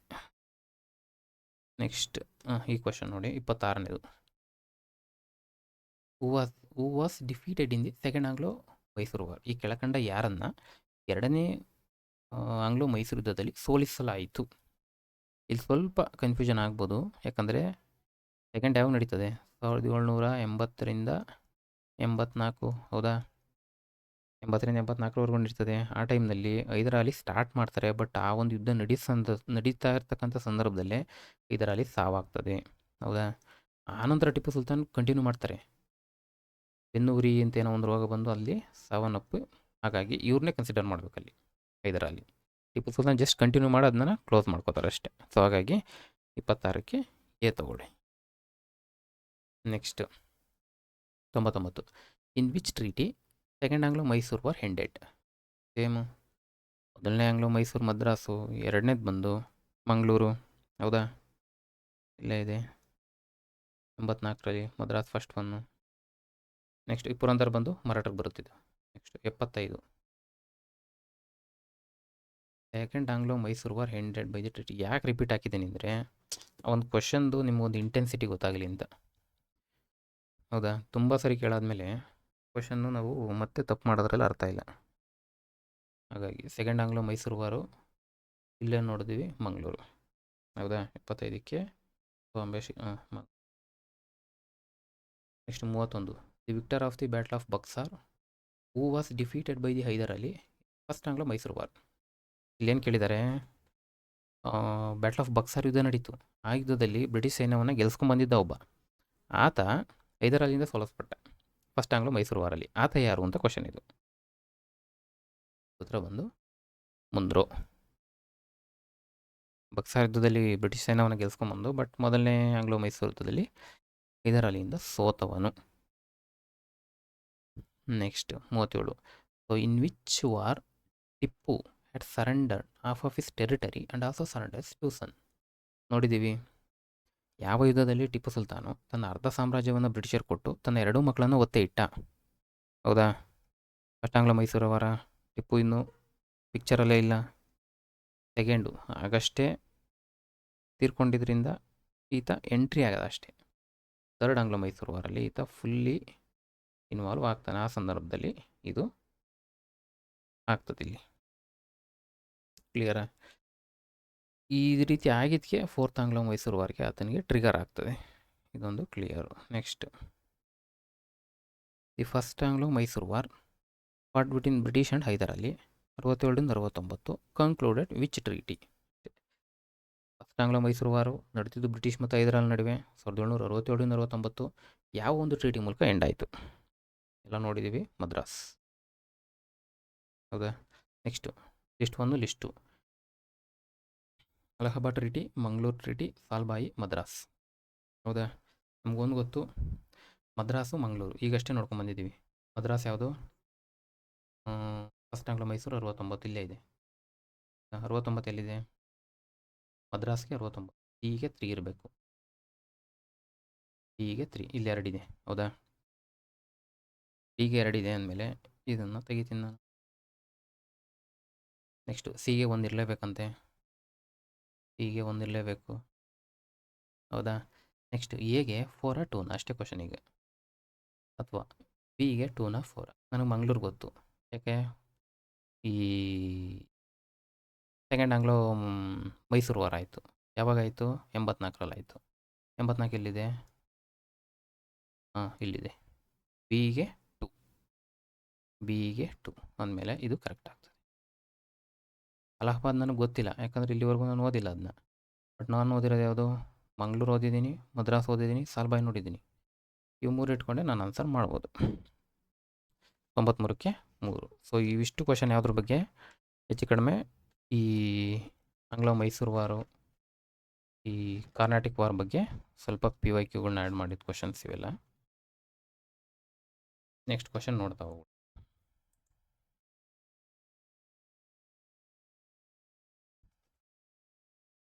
ಈ ಕೆಳಕಂಡ ಹೇಳಿಕೆಗಳನ್ನು ಪರಿಗಣಿಸಿ. ಇದು ಎಷ್ಟು ಮಹಾಯಾನಿಗಳ ಕುರಿತಂತೆ ಹೇಳಿಕೆ ಕೊಟ್ಟಿದ್ದಾನೆ. ಎಷ್ಟು? 4 ಹೇಳಿಕೆ ಬಂದಿದೆ. ಒಂದು, ಬುದ್ಧನ ಮೂಲ ಬೋಧನೆಗಳಿಂದ ವಿಮುಖರಾದವರು. ಈ ಕಡೆ ಇಂಗ್ಲೀಷ್ ಇದೆ, ಓದ್ಕೋಬೋದು. Deviated from the original teachings of Buddha. ನಾನು ಕನ್ನಡ ಓದ್ತಾ ಹೋಗ್ತೀನಿ. ಬುದ್ಧನ ಮೂಲ ಬೋಧನೆಗಳಿಂದ ವಿಮುಖರಾದವರು. ಮಹಾಯಾನಿಗಳ ಕುರಿತಂತೆ ಇದು ಕರೆಕ್ಟಾ? ನೋಡೋಣ. ಸ್ವಯಂ ನಿಯಂತ್ರಣ ಮತ್ತು ಧ್ಯಾನದ ಮೂಲಕ ವೈಯಕ್ತಿಕ ಮೋಕ್ಷವನ್ನು ಸಾಧಿಸಲು ಬಯಸಿದರು. Thought individual salvation through self discipline and meditation. ಇದು ಸ್ವಲ್ಪ ನೀವು ಇಲ್ಲಿ ಹೈಲೈಟ್ ಮಾಡ್ಕೋಬೇಕು. ಸೆಲ್ಫ್ ಡಿಸಿಪ್ಲಿನು ಮತ್ತು ಮೆಡಿಟೇಷನ್ನು, ಇಂಡಿವಿಜುವಲ್ ಸಾಲ್ವೇಷನ್, ಇದು ಕೀ ಇಲ್ಲಿ. ನಿಮಗೆ ಇಂಡಿವಿಜುವಲ್ ಸಾಲ್ವೇಷನ್ ಅಂತ ಒಂದು ಪದನೇ ನಿಮಗೆ ಏನು ಓದಿದರೆ ನೀವು ಹೀನಯಾನ ಮತ್ತು ಮಹಾಯಾನಗಳ ನಡುವೆ ಡಿಫ್ರೆನ್ಸು ಅಂತ ಒಂದು ಅರ್ಧ ಪೇಜನ್ನು ನೋಟ್ ಮಾಡ್ಕೊಂಡಿದ್ರೆ ಈ ಒಂದು ಕೀ ಪಾಯಿಂಟಲ್ಲೇ ನೀವು ಆನ್ಸರ್ ಮಾಡ್ಬೋದು. ನೆಕ್ಸ್ಟ್, ಬುದ್ಧ ಮತ್ತು ಬೋಧಿಸತ್ವದ ದಿವ್ಯತೆಯಲ್ಲಿ ನಂಬಿಕೆ ಹೊಂದಿದ್ದರು ಮತ್ತು ಅವರ ಬಿಂಬಗಳನ್ನು ಪೂಜಿಸುತ್ತಿದ್ದರು. Believed in heavenliness of Buddha and Bodhisattva and worshipped their. ಇಲ್ಲಿ ಬೋಧಿಸತ್ವ ಇಂಪಾರ್ಟೆಂಟು. ಬೋಧಿಸತ್ವ, ಹೌದಾ? ಇಲ್ಲಿ ಒರಿಜಿನಲ್ ಟೀಚಿಂಗ್ಸು, ಇವೆಲ್ಲ ಕೀವರ್ಡ್ಸ್ ಇವು ನಮಗೆ ಹೆಲ್ಪ್ ಮಾಡ್ತವೆ ಇಲ್ಲಿ. ನೆಕ್ಸ್ಟು, ಮಾಧ್ಯಮಿಕ ಮತ್ತು ಯೋಗಾಚಾರ ಎರಡು ಪ್ರಮುಖ ತಾತ್ವಿಕ ವ್ಯವಸ್ಥೆಗಳನ್ನು ಅಭಿವೃದ್ಧಿಪಡಿಸಿದರು. Develop 2 chief philosophical system. ಯಾವುದು? ಒಂದು ಮಾಧ್ಯಮಿಕ, ಇನ್ನೊಂದು ಯೋಗಾಚಾರ. ಹೌದಾ? ಇಲ್ಲಿ ಇಂಪಾರ್ಟೆಂಟ್ ಏನು? ಮಾಧ್ಯಮಿಕ ಜೊತೆಗೆ ಇನ್ನೊಂದು ಯೋಗಾಚಾರ. ಕೇಳಿರೋದೇನು? Correct. Consider following statement. Correct ಆಗಿರೋದು ಮಹಾಯಾನಿಷ್ಠೆ ಯಾವುದಕ್ಕೆ ಸಂಬಂಧಪಟ್ಟಿದ್ದು. ನನಗೊಂದು ಗೊತ್ತು, ಹೀನಯಾನ ಮತ್ತು ಮಹಾಯಾನ. ಹೀನಯಾನ ಈ ಕಡೆ, ಮಹಾಯಾನ. ಡಿಫ್ರೆನ್ಸು ನಾನು ನೋಟ್ ಮಾಡ್ಕೊಂಡಿದ್ದೀನಿ. ಒಂದು 10 ಪಾಯಿಂಟ್ ಇದ್ದರೆ ಸಾಕಿದ್ರ ಬಗ್ಗೆ. ಒಂದು, ಏನು ಹೇಳ್ತಾರೆ? ಇದು ವೈಯಕ್ತಿಕ ಮೋಕ್ಷ. ಇಲ್ಲೆಲ್ಲ ಬಂತಲ್ಲ ಇಲ್ಲಿ. ವೈಯಕ್ತಿಕ ಮೋಕ್ಷ. ವೈಯಕ್ತಿಕ ಮೋಕ್ಷ ಅಂತ ಬಂದ ತಕ್ಷಣ ನಮ್ಗೆ ಯಾವ್ದು ಬರುತ್ತೆ? ಹೀನಯಾನ ಬರುತ್ತೆ. ವೈಯಕ್ತಿಕ ಮೋಕ್ಷ, ಹೌದಾ? ಹಾಗಾದರೆ ಇವ್ರದ್ದು ಯಾವ್ದು ಬರುತ್ತೆ? ಯೂನಿವರ್ಸಲ್, ಅಂದರೆ ಎಲ್ರಿಗೂ ಏನು ಸಾರ್ವತ್ರಿಕ ಮೋಕ್ಷ ಅಂತ ಹೇಳ್ಬೋದು ಇದಕ್ಕೆ. ಯೂನಿವರ್ಸಲ್, ಅಥವಾ ಹಿಂಗೆ ಬರೀತೀನಿ ಯೂನಿವರ್ಸಲ್. ಅಂದರೆ ಸ್ವಲ್ಪ ಇಂಗ್ಲೀಷ್ ಪದಗಳನ್ನ ಹಾಗೆ ಬಳಸ್ಕೊಳ್ಳಿ, ಕ್ವಶನಲ್ಲಿ ಹೆಲ್ಪ್ ಆಗ್ತದೆ. ಯೂನಿವರ್ಸಲ್ ಸಾಲ್ವೇಷನ್, ಹೀನಯಾನ ಮಹಾಯಾನದ ಬಗ್ಗೆ ನೀವು ಆನ್ಸರ್ಗಳನ್ನ ಹುಡುಕುವಾಗ ಒಂದು ಡಿಫ್ರೆನ್ಸು, ಈ ಒಂದು ಟಾಪಿಕ್ ನೀವು ನೋಟ್ಸ್ ಮಾಡ್ಕೊಂಡ್ಬಿಟ್ಟಿದ್ರೆ ಹೆಲ್ಪ್ ಆಗ್ತಾ ಹೋಗಿ. ನೆಕ್ಸ್ಟ್, ಹೀನಯಾನದ ಬಗ್ಗೆ ಇನ್ನೊಂದು ಏನಿದು? ಇವ್ರು ಯಾವ ಭಾಷೆ ಬಳಸ್ತಿದ್ರು? ಹೀನಯಾನ ಪಾಲಿ, ಹೌದಾ? ಪಾಲಿ ಭಾಷೆ ಇವ್ರದ್ದು. ಇವರಾಗಿದ್ದರೆ ಮಹಾಯಾನದವರು ಸಂಸ್ಕೃತ. ಡಿಫ್ರೆನ್ಸ್ ನೋಡ್ಕೊಂಬಿಡೋಣ, ನಿಮ್ಗೆ ಆಮೇಲೆ ಆನ್ಸರಲ್ಲಿ ಆಗುತ್ತೆ. ನೆಕ್ಸ್ಟು, ಇವರು ಹೀನಯಾನದವರು ಮೊದಲಿಗೆ ಮೂರ್ತಿ ಪೂಜೆ ಇರಲಿಲ್ಲ. ಇನಿಷಿಯಲ್ ಡೇಸಲ್ಲಿ ಮೂರ್ತಿ ಪೂಜೆ ಇರಲಿಲ್ಲ. ಬಟ್ ಇವ್ರದ್ದು ಐಡಲ್ ವರ್ಷಿಪ್ ಇತ್ತು, ಮೂರ್ತಿ ಪೂಜೆ ಇತ್ತು, ಇದೆ. ಹೌದಾ? ನೆಕ್ಸ್ಟು, ಇವ್ರೇನು ಮಾಡ್ತಿದ್ರು? ಹೀನಯಾನದವರು ಬುದ್ಧನನ್ನು ಹ್ಯೂಮನ್ ಟೀಚರ್, ಶಿಕ್ಷಕನಾಗಿ ನೋಡ್ತಾಯಿದ್ರು. ಸೊ ಏನು? ಹ್ಯೂಮನ್ ಟೀಚರ್ ಯಾರು? ಬುದ್ಧ. ಬಟ್ ಇವ್ರು ಏನು ಮಾಡ್ತಿದ್ರು? ಡಿವೈನ್, ದೇವ್ರ ಥರನೇ ನೋಡ್ತಾಯಿದ್ರು, ಕನ್ಸಿಡರ್ಡ್ ಆಸ್ ಡಿವೈನ್. ಹೌದಾ? ದೈವಿಕ ರೂಪ. ನೆಕ್ಸ್ಟು, ಇದು ಎಲ್ಲಿ ಸ್ಪ್ರೆಡ್ ಆಯಿತು? ಶ್ರೀಲಂಕಾ, ಥೈಲ್ಯಾಂಡು. ಎಲ್ಲಿ ವ್ಯಾಪ್ತಿ ಅಂತ? ಥೈಲ್ಯಾಂಡು ಜೊತೆಗೆ ಮ್ಯಾನ್ಮಾರ್, ಇದು ಚೈನಾ, ಜಪಾನು, ಟಿಬೆಟ್. ಹೌದಾ? ಇನ್ನೊಂದು ಪಾಯಿಂಟ್ ನೋಟ್ ಮಾಡ್ಕೊಳ್ಳಿ. ಇದು ಹೀನಯಾನಕ್ಕೆ ಏನಂತೀವಿ ನಾವು? ಈ ಲೆಸ್ಸರ್ ವೆಹಿಕಲ್ ಅಂತ ಕರಿತೀವಿ. ಇದೆಲ್ಲ KPSC ಒಂದ್ಸಲಿ ಕ್ವಶನ್ ಆಗಿದೆ. ಇದು ಲೆಸ್ಸರ್ ವೆಹಿಕಲ್ಲು, ಇದು ಗ್ರೇಟರ್ ವೆಹಿಕಲ್ಲು. ಹೆಸರಲ್ಲೇ ಇದೆ ಮಹಾ, ಗ್ರೇಟರ್ ವೆಹಿಕಲ್. ಹೌದಾ? ಕ್ಲಿಯರಾ? ಇದು ಯೂನಿವರ್ಸಲ್ ಸಾಲ್ವೇಷನ್ನು, ಇದು ಇಂಡಿವಿಜುವಲ್ ಸಾಲ್ವೇಷನ್ನು. ಇವೇ ಕೀವರ್ಡ್ಸು. ಸಾಕು, ಇಷ್ಟು ನೋಟ್ಸ್ ಮಾಡಿಕೊಂಡ್ರೆ ಸಾಕು. ಒಂದು 10 ಪಾಯಿಂಟ್. ಈಗ ಎಷ್ಟು ಪಾಯಿಂಟ್ ಆದೋ 6 ಆಯಿತು. ಇನ್ನೊಂದು 3-4 ಸೇರಿಸ್ಕೊಳ್ಳಿ. ಇಲ್ಲ PYQ ಅಲ್ಲೆಲ್ಲ ಸೇರಿಸ್ಕೊಂಡು ನೀವು ನೋಟ್ಸ್ ಮಾಡ್ಕೊಂಬಿಟ್ರೆ ಆಲ್ಮೋಸ್ಟು ಸಾಲ್ವ್ ಮಾಡ್ಬೋದು. ಇಲ್ಲಿ ಬಂದು ಹೀನಯಾನದವ್ರು ಪಾಲಿ ಬಳಸ್ತಿದ್ರು, ಇವ್ರು ಸಂಸ್ಕೃತ ಬಳಸ್ತಾರೆ. ಇವ್ರು ಇನಿಷಿಯಲ್ ಡೇಸಲ್ಲಿ ಮೂರ್ತಿ ಪೂಜೆ ಇರಲಿಲ್ಲ, ಬಟ್ ಇವ್ರದ್ದಿತ್ತು. ಇವರು ಬುದ್ಧನನ್ನು ಹ್ಯೂಮನ್ ಟೀಚರಾಗಿ ಕನ್ಸಿಡರ್ ಮಾಡ್ತಾರೆ, ಬಟ್ ಇವನನ್ನು ದೈವಿಕ ರೂಪದಲ್ಲಿ ನೋಡ್ತಾರೆ. ಮತ್ತು ಇದೆಲ್ಲಿ ಪ್ರಸ್ತುತವಾಗಿತ್ತು ಅಂದರು? ಶ್ರೀಲಂಕಾ, ಥೈಲ್ಯಾಂಡ್, ಮ್ಯಾನ್ಮಾರು. ಮತ್ತು ಇದು ಲೆಸ್ಸರ್ ವೆಹಿಕಲ್ ಮತ್ತು ಗ್ರೇಟರ್ ವೆಹಿಕಲ್ ಅಂತ ಕರಿತೀವಿ. ಇನ್ನೊಂದು ಪಾಯಿಂಟ್ ಇದೆ. ಈ ಇದು ಯಾರ್ದಿದು? ಹೀನಯಾನ ಬಂದು ಅರ್ಹತ್ ಅಂತ ಒಂದು ಬರುತ್ತೆ. ಅರ್ಹತ್ ಐಡಿಯಲ್ ಇವ್ರದ್ದು. ಅರ್ಹತ್ ಅಂದರೆ ಏನು? ಒಂದು ಹೂ ಅಟೈನ್ಸ್ ದಿ ಮೋಕ್ಷ. ನಿರ್ವಾಣ ಯಾರು ಪಡೆದಿರ್ತಾರೋ ಅವನ್ನ ಫಾಲೋ ಮಾಡ್ತಕ್ಕಂಥದ್ದು. ಒಂದು ಹೂ ಅಟೈನ್ಸ್ ನಿರ್ವಾಣ ಅಥವಾ ಮೋಕ್ಷ. ಹೌದಾ? ಹಾಗಿದ್ರೆ ಇವ್ರದ್ದು ಅದು ಬೋಧಿಸತ್ವ. ಭಾಳ ಸಲ ಕ್ವಶನ್ ಆಗಿದೆ ಬೋಧಿಸತ್ವದ ಬಗ್ಗೆ. ಹೌದಾ? ಬೋಧಿಸತ್ವದ ಪರಿಕಲ್ಪನೆ ಎಲ್ಲಿ ಕಂಡು ಬರುತ್ತೆ? ಮಹಾಯಾನದಲ್ಲಿ ಕಂಡು ಬರುತ್ತೆ. ಬೋಧಿಸತ್ವದ ಪರಿಕಲ್ಪನೆ ಇಲ್ಲಿ ಕಂಡು ಬರುತ್ತೆ. ಬೋಧಿಸತ್ವ ಅಂದ್ರೇನು? ಆ್ಯಕ್ಚುಲಿ ಈ ಜ್ಞಾನೋದಯ ಪಡೆದಿದ್ರು ಕೂಡ ಇತರರ ಸಂಕಷ್ಟ, ಬೇರೆಯವ್ರ ಸಂಕಷ್ಟ ಇರ್ತಾವಲ್ಲ, ಅವುಗಳನ್ನು ಪರಿಹಾರ ಮಾಡಲಿಕ್ಕೆ ಸಹಾಯ ಮಾಡ್ತಕ್ಕಂಥವ್ರು ಅಂತ. ಅವರು ಏನೋ ಮೋಕ್ಷ ಪಡೆದ್ಬಿಟ್ಟಿರ್ತಾರೆ, ಜ್ಞಾನೋದಯ ಪಡೆದಿರ್ತಾರೆ, ಬಟ್ ಆದರೂ ಬೇರೆಯವ್ರ ಕಷ್ಟಗಳನ್ನ ಬಗೆಹರಿಸಲಿಕ್ಕೆ ಸಹಾಯ ಮಾಡ್ತಕ್ಕಂಥವನು ಅನ್ನೋ ಅರ್ಥ ಬರುತ್ತೆ ಬೋಧಿಸತ್ವ ಅಂದರೆ. ಹೌದಾ? ಇಷ್ಟು ಪಾಯಿಂಟ್ಸ್ಗಳು ನೆನ್ಪಿಟ್ಕೊಂಡ್ರೆ ಸಾಕು, ಹೆಚ್ಚು ಕಡಿಮೆ ಸಾಲ್ವ್ ಮಾಡ್ಬೋದು. ಆ್ಯಕ್ಚುಲಿ ಇದು ಹೀನಯಾನ ಬಂದು ಇದು ಓಲ್ಡರ್ ಫಾರ್ಮ್. ಇದು ಎಲ್ಲಿದೆ ಹೀನಯಾನ? ಇದು ಓಲ್ಡರ್ ಫಾರ್ಮ್. ಇದು ಹಳೇ ಓಲ್ಡರ್ ಫಾರ್ಮ್ ಆಫ್ ಬೌದ್ಧ ಧರ್ಮ. ಹೌದಾ? ಹಾಗಿದ್ರೆ ಮಹಾಯಾನ ಏನು ಮಾಡ್ತದೆ? ರೀಸೆಂಟಾಗಿ ಆಗ್ತದೆ. ಯಾವಾಗ? 1st ಸೆಂಚುರಿನಲ್ಲಿ ಎಮರ್ಜ್ ಆಗ್ತದೆ. ಇಷ್ಟು ಪಾಯಿಂಟ್ ಸಾಕು ಅನಿಸುತ್ತೆ. ನೋಟ್ ಮಾಡ್ಕೊಳ್ಳಿ. ಎಷ್ಟಾದೋ? 2, 3, 6, 8 ಪಾಯಿಂಟ್ ಆದೋ. ಕಡಿಮೆ ಸಾಲ್ವ್ ಮಾಡ್ಕೋಬೋದು. ಇನ್ನೊಂದು 2 ಪಾಯಿಂಟ್ ಎಲ್ಲ ಸಿಕ್ಕಿದ್ರೆ ಆ್ಯಡ್ ಮಾಡ್ಕೊಳ್ಳಿ, ಸಾಕಾಗುತ್ತೆ. ಹೌದಾ? ಈಗೇನು ನೋಡ್ದು ನಾವು? ಇಲ್ಲಿ ಇಂಡಿವಿಜುವಲ್ ಸಾಲ್ವೇಷನ್ ಎಲ್ಲಿ ಬರುತ್ತೆ? ಇಂಡಿವಿಜುವಲ್ ಸಾಲ್ವೇಷನ್ನು ಇಲ್ಲಿದೆ. ಹೌದಾ? ವೈಯಕ್ತಿಕ ಮೋಕ್ಷ. ಯಾವುದು ವೈಯಕ್ತಿಕ ಮೋಕ್ಷ? ಹೀನಯಾನದ್ದು. ಇಲ್ಲಿ ಕೇಳಿರೋದೇನು? ಮಹಾಯಾನಿಗಳ ಬಗ್ಗೆ ಅಂತ ಹೇಳಿದ್ದಾರೆ. ಒಂದೇ ನಿಮಿಷ. ಮಹಾಯಾನಿಗಳ ಬಗ್ಗೆ ಅಂತ ಹೇಳಿದ್ದಾರೆ. ಹೌದಾ? ಸೊ ಅಂದಮೇಲೆ 2 ತಪ್ಪಾಗ್ತದೆ. 2 ತೆಗಿರಿ. ಇಲ್ಲಿದೆ, ಬರಲ್ಲ. ಇಲ್ಲಿದೆ, ಬರಲ್ಲ. ಇಲ್ಲಿದೆ, ಇಲ್ಲ. ಇಲ್ಲಿದೆ. ಸಾಕಲ್ವಾ? ನಮಗುತ್ತರ 3.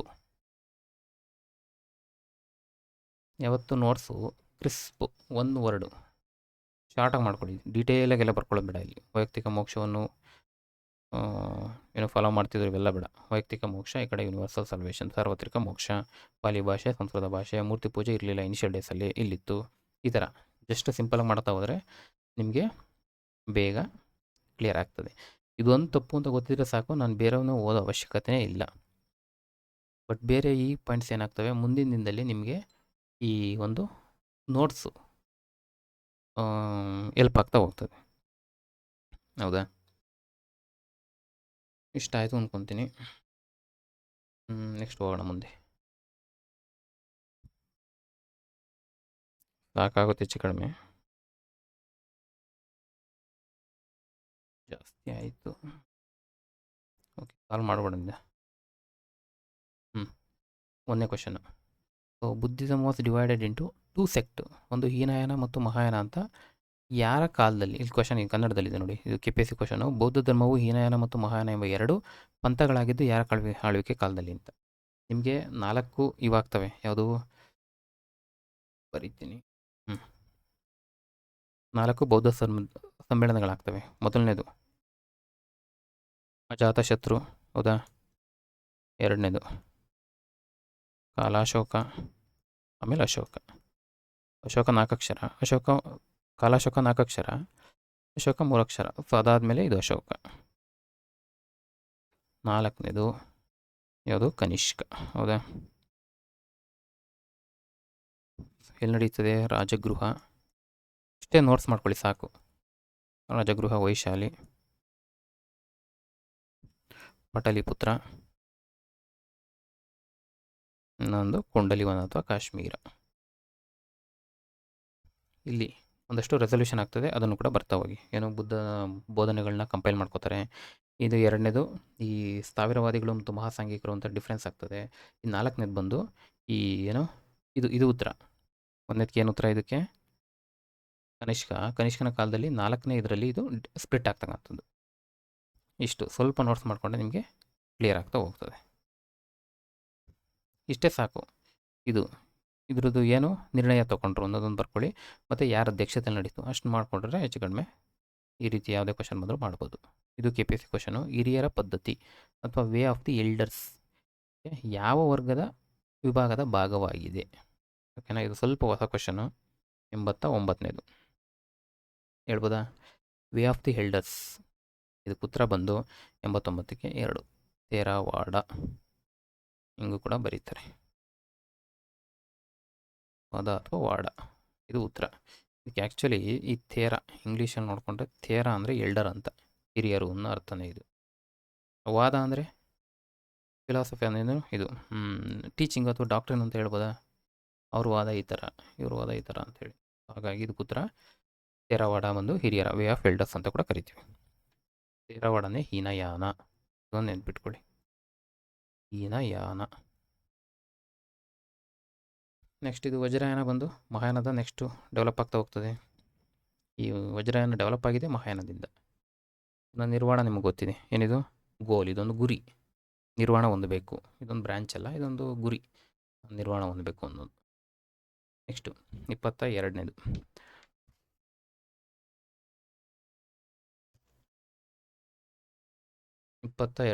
Okay. To which sect Ajanta most of the paintings belong to?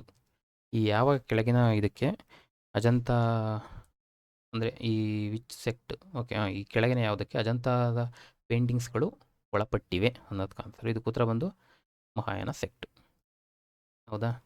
ಅಜಂತಾದ ಬಹುಪಾಲು ವರ್ಣಚಿತ್ರಗಳು ಕೆಳಗಿನ ಯಾವ ಪಂಥಕ್ಕೆ ಸೇರಿವೆ? ಮಹಾಯಾನ ಪಂಥಕ್ಕೆ ಸೇರಿದೆ. ಆ್ಯಕ್ಚುಲಿ ಮಹಾಯಾನ ಇದು ಅಜಂತ ಕೇವ್ಸು ಎಕ್ಸ್ಕವೇಷನ್ ಬಂದು 2 ಹಂತದಲ್ಲಿ ನಡೀತದೆ. 2 ಫೇಸ್, ಅದೊಂದು ಸ್ವಲ್ಪ ನೋಟ್ಸ್ ಮಾಡ್ಕೊಳ್ಳಿ. 2 ಫೇಸು ಅರ್ಲಿ ಬಂದು 2nd BCEಯಿಂದ 1st BCE. ಈ ಕಾಲದಲ್ಲಿ ಜಾಸ್ತಿ ಹೀನಯಾನದವು ಕಂಡುಬರ್ತವೆ, ಹೌದಾ? ಇಲ್ಲಿ ಯಾವುದೋ ಬುದ್ಧನ ಇಮೇಜ್ಗಳು ಕಂಡಿರೋ, ಬುದ್ಧನ ಇಮೇಜ್ಗಳು ಇರಲ್ಲ, ಹೌದಾ? ನೆಕ್ಸ್ಟ್ 2ನೇದು 2nd ಫೇಸ್. ಇದು ಯಾವಾಗ ನಡೀತದೆ? 5th common era CE. ಇದು BCE, ಇದು CE, ಇದೊಂದು ನೆನ್ಪಿಟ್ಕೊಳ್ಳಿ. CE ಟು 6th CE. ಯಾರು? ವಾಕಟಕರು. ಇಲ್ಲಿ ಇಂಪಾರ್ಟೆಂಟ್ ಇವರು ಬರ್ತಾರೆ ನೋಡಿ, ಇವರ ನೇತೃತ್ವ. ವಾಕಟಕರು ಯಾರು? ರಾಜ ಹರಿಸೇನ. ಇದೊಂದು ಸ್ವಲ್ಪ ನೆನ್ಪಿಟ್ಕೊಳ್ಳಿ, ಇವ್ರ ಹೆಸರುಗಳು. ಇಲ್ಲಿ ಹೆಚ್ಚಿನದಾಗಿ ಈ ಪೇಂಟಿಂಗ್ಸ್, ಮುರಾಲ್ ಪೇಂಟಿಂಗ್ಸ್ಗಳು ಹೆಚ್ಚಿನದಾಗಿ ಕಂಡುಬರ್ತವೆ ಈ ಟೈಮ್ನಲ್ಲಿ. ಇದು ಇಂಪಾರ್ಟೆಂಟ್. ಇಲ್ಲಿ ಅಜಂತ ಯಾವ ನದಿ ದಂಡೆ ಮೇಲೆ ಇದೆ ಅಂತ ಎಲ್ಲೋ ಒಂದು ಸರಿ ನೋಡಿದ್ದು ನೆನಪಿದೆ. ಇದು ಅಜಂತ, ಇದೊಂದು ನೋಡ್ಕೊಳ್ಳಿ. ಅಜಂತ ಬಂದು ವಘೋರ ರಿವರ್, ಹೌದಾ? ಅಜಂತ ಬಂದು ಯುನೆಸ್ಕೋ ಸೈಟಾ? ಹೌದು, ಯುನೆಸ್ಕೋ ವರ್ಲ್ಡ್ ಹೆರಿಟೇಜ್ ಸೈಟು, ಹೌದಾ? ಎಷ್ಟು ಗುಹೆಗಳಿದ್ದಾವೆ? 30. ಎಲ್ಲವೂ ಬೌದ್ಧ ಧರ್ಮಕ್ಕೆ ಸಂಬಂಧಪಟ್ಟವು, ಹೌದಾ? ಇಲ್ಲಿ ಏನೇನು ಕಂಡು ಬರ್ತವೆ? ವಿಹಾರಗಳು ಅಥವಾ ಮೊನೆಸ್ಟರೀಸ್ ಜೊತೆಗೆ ಚೈತ್ಯಗಳು, ಹೌದಾ? ಇದು ಕೂಡ ಕೇಳಿದ್ದಾರೆ. ವಿಹಾರಗಳಂದ್ರೆ ಏನು, ಚೈತ್ಯಗಳು ಅಂದರೆ ಏನು ಅಂತ. ಚೈತ್ಯ ಅಂದರೆ ಪ್ರೇಯರ್ ಹಾಲ್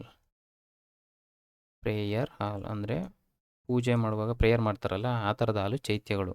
ಬಟ್ ವಿಹಾರ ಅಂದರೆ ಹೆಸರಲ್ಲಿದೆ ವಿಶ್ರಾಂತಿ ಪಡೆಯೋದು. ಹೌದಾ? ವಿಶ್ರಾಂತಿ ಗೃಹಗಳಿವು. ಇದೊಂದು ನೋಡ್ಕೊಳ್ಳಿ, ಇದೆಲ್ಲ ಕೇಳಿದ್ದಾರೆ ಈ ಕ್ವಶನ್. ಬಟ್ ಇದು ಯಾವ ಟೈಮಲ್ಲಿ ಬಂತು? ಶಾತವಾಹನರು. ಓಕೆನಾ? ಪ್ಯಾಟ್ರೋನೇಜ್ ಅಂತ ಬಂದಾಗ ಶಾತವಾಹನರು ಮತ್ತು ವಾಕಟಕರು. ಮತ್ತು ಥೀಮ್ ಬಂದು ಜಾತಕ ಕಥೆಗಳ ಮೇಲೆ ಪಿಕ್ಚರ್ಗಳು, ಈ ಪೇಂಟಿಂಗ್ಸ್ ಆಗಿದೆಯಲ್ಲ, ಥೀಮ್ ಏನು ಅಂದರೆ ಜಾತಕ ಕಥೆಗಳು. ಬುದ್ಧನ ಹಿಂದಿನ ಜನ್ಮದ ಕಥೆಗಳು ಅಂತೀವಿ. ಇನ್ನೊಂದು ಲೈಫ್ ಆಫ್ ಬುದ್ಧನ ಜೀವನ ಬಗ್ಗೆ. ಮತ್ತು ಪದ್ಮಪಾಣಿ ಬೋಧಿಸತ್ವದ ಬಗ್ಗೆ ತುಂಬ ಇದೆ. ನೆಕ್ಸ್ಟ್ ಬರ್ತಾ ಬರ್ತಾ ಡಿಸ್ಕಸ್ ಮಾಡೋಣ, ಒಂದೇ ಕ್ಲಾಸಲ್ಲಿ ಜಾಸ್ತಿ ಆಗ್ತದೆ.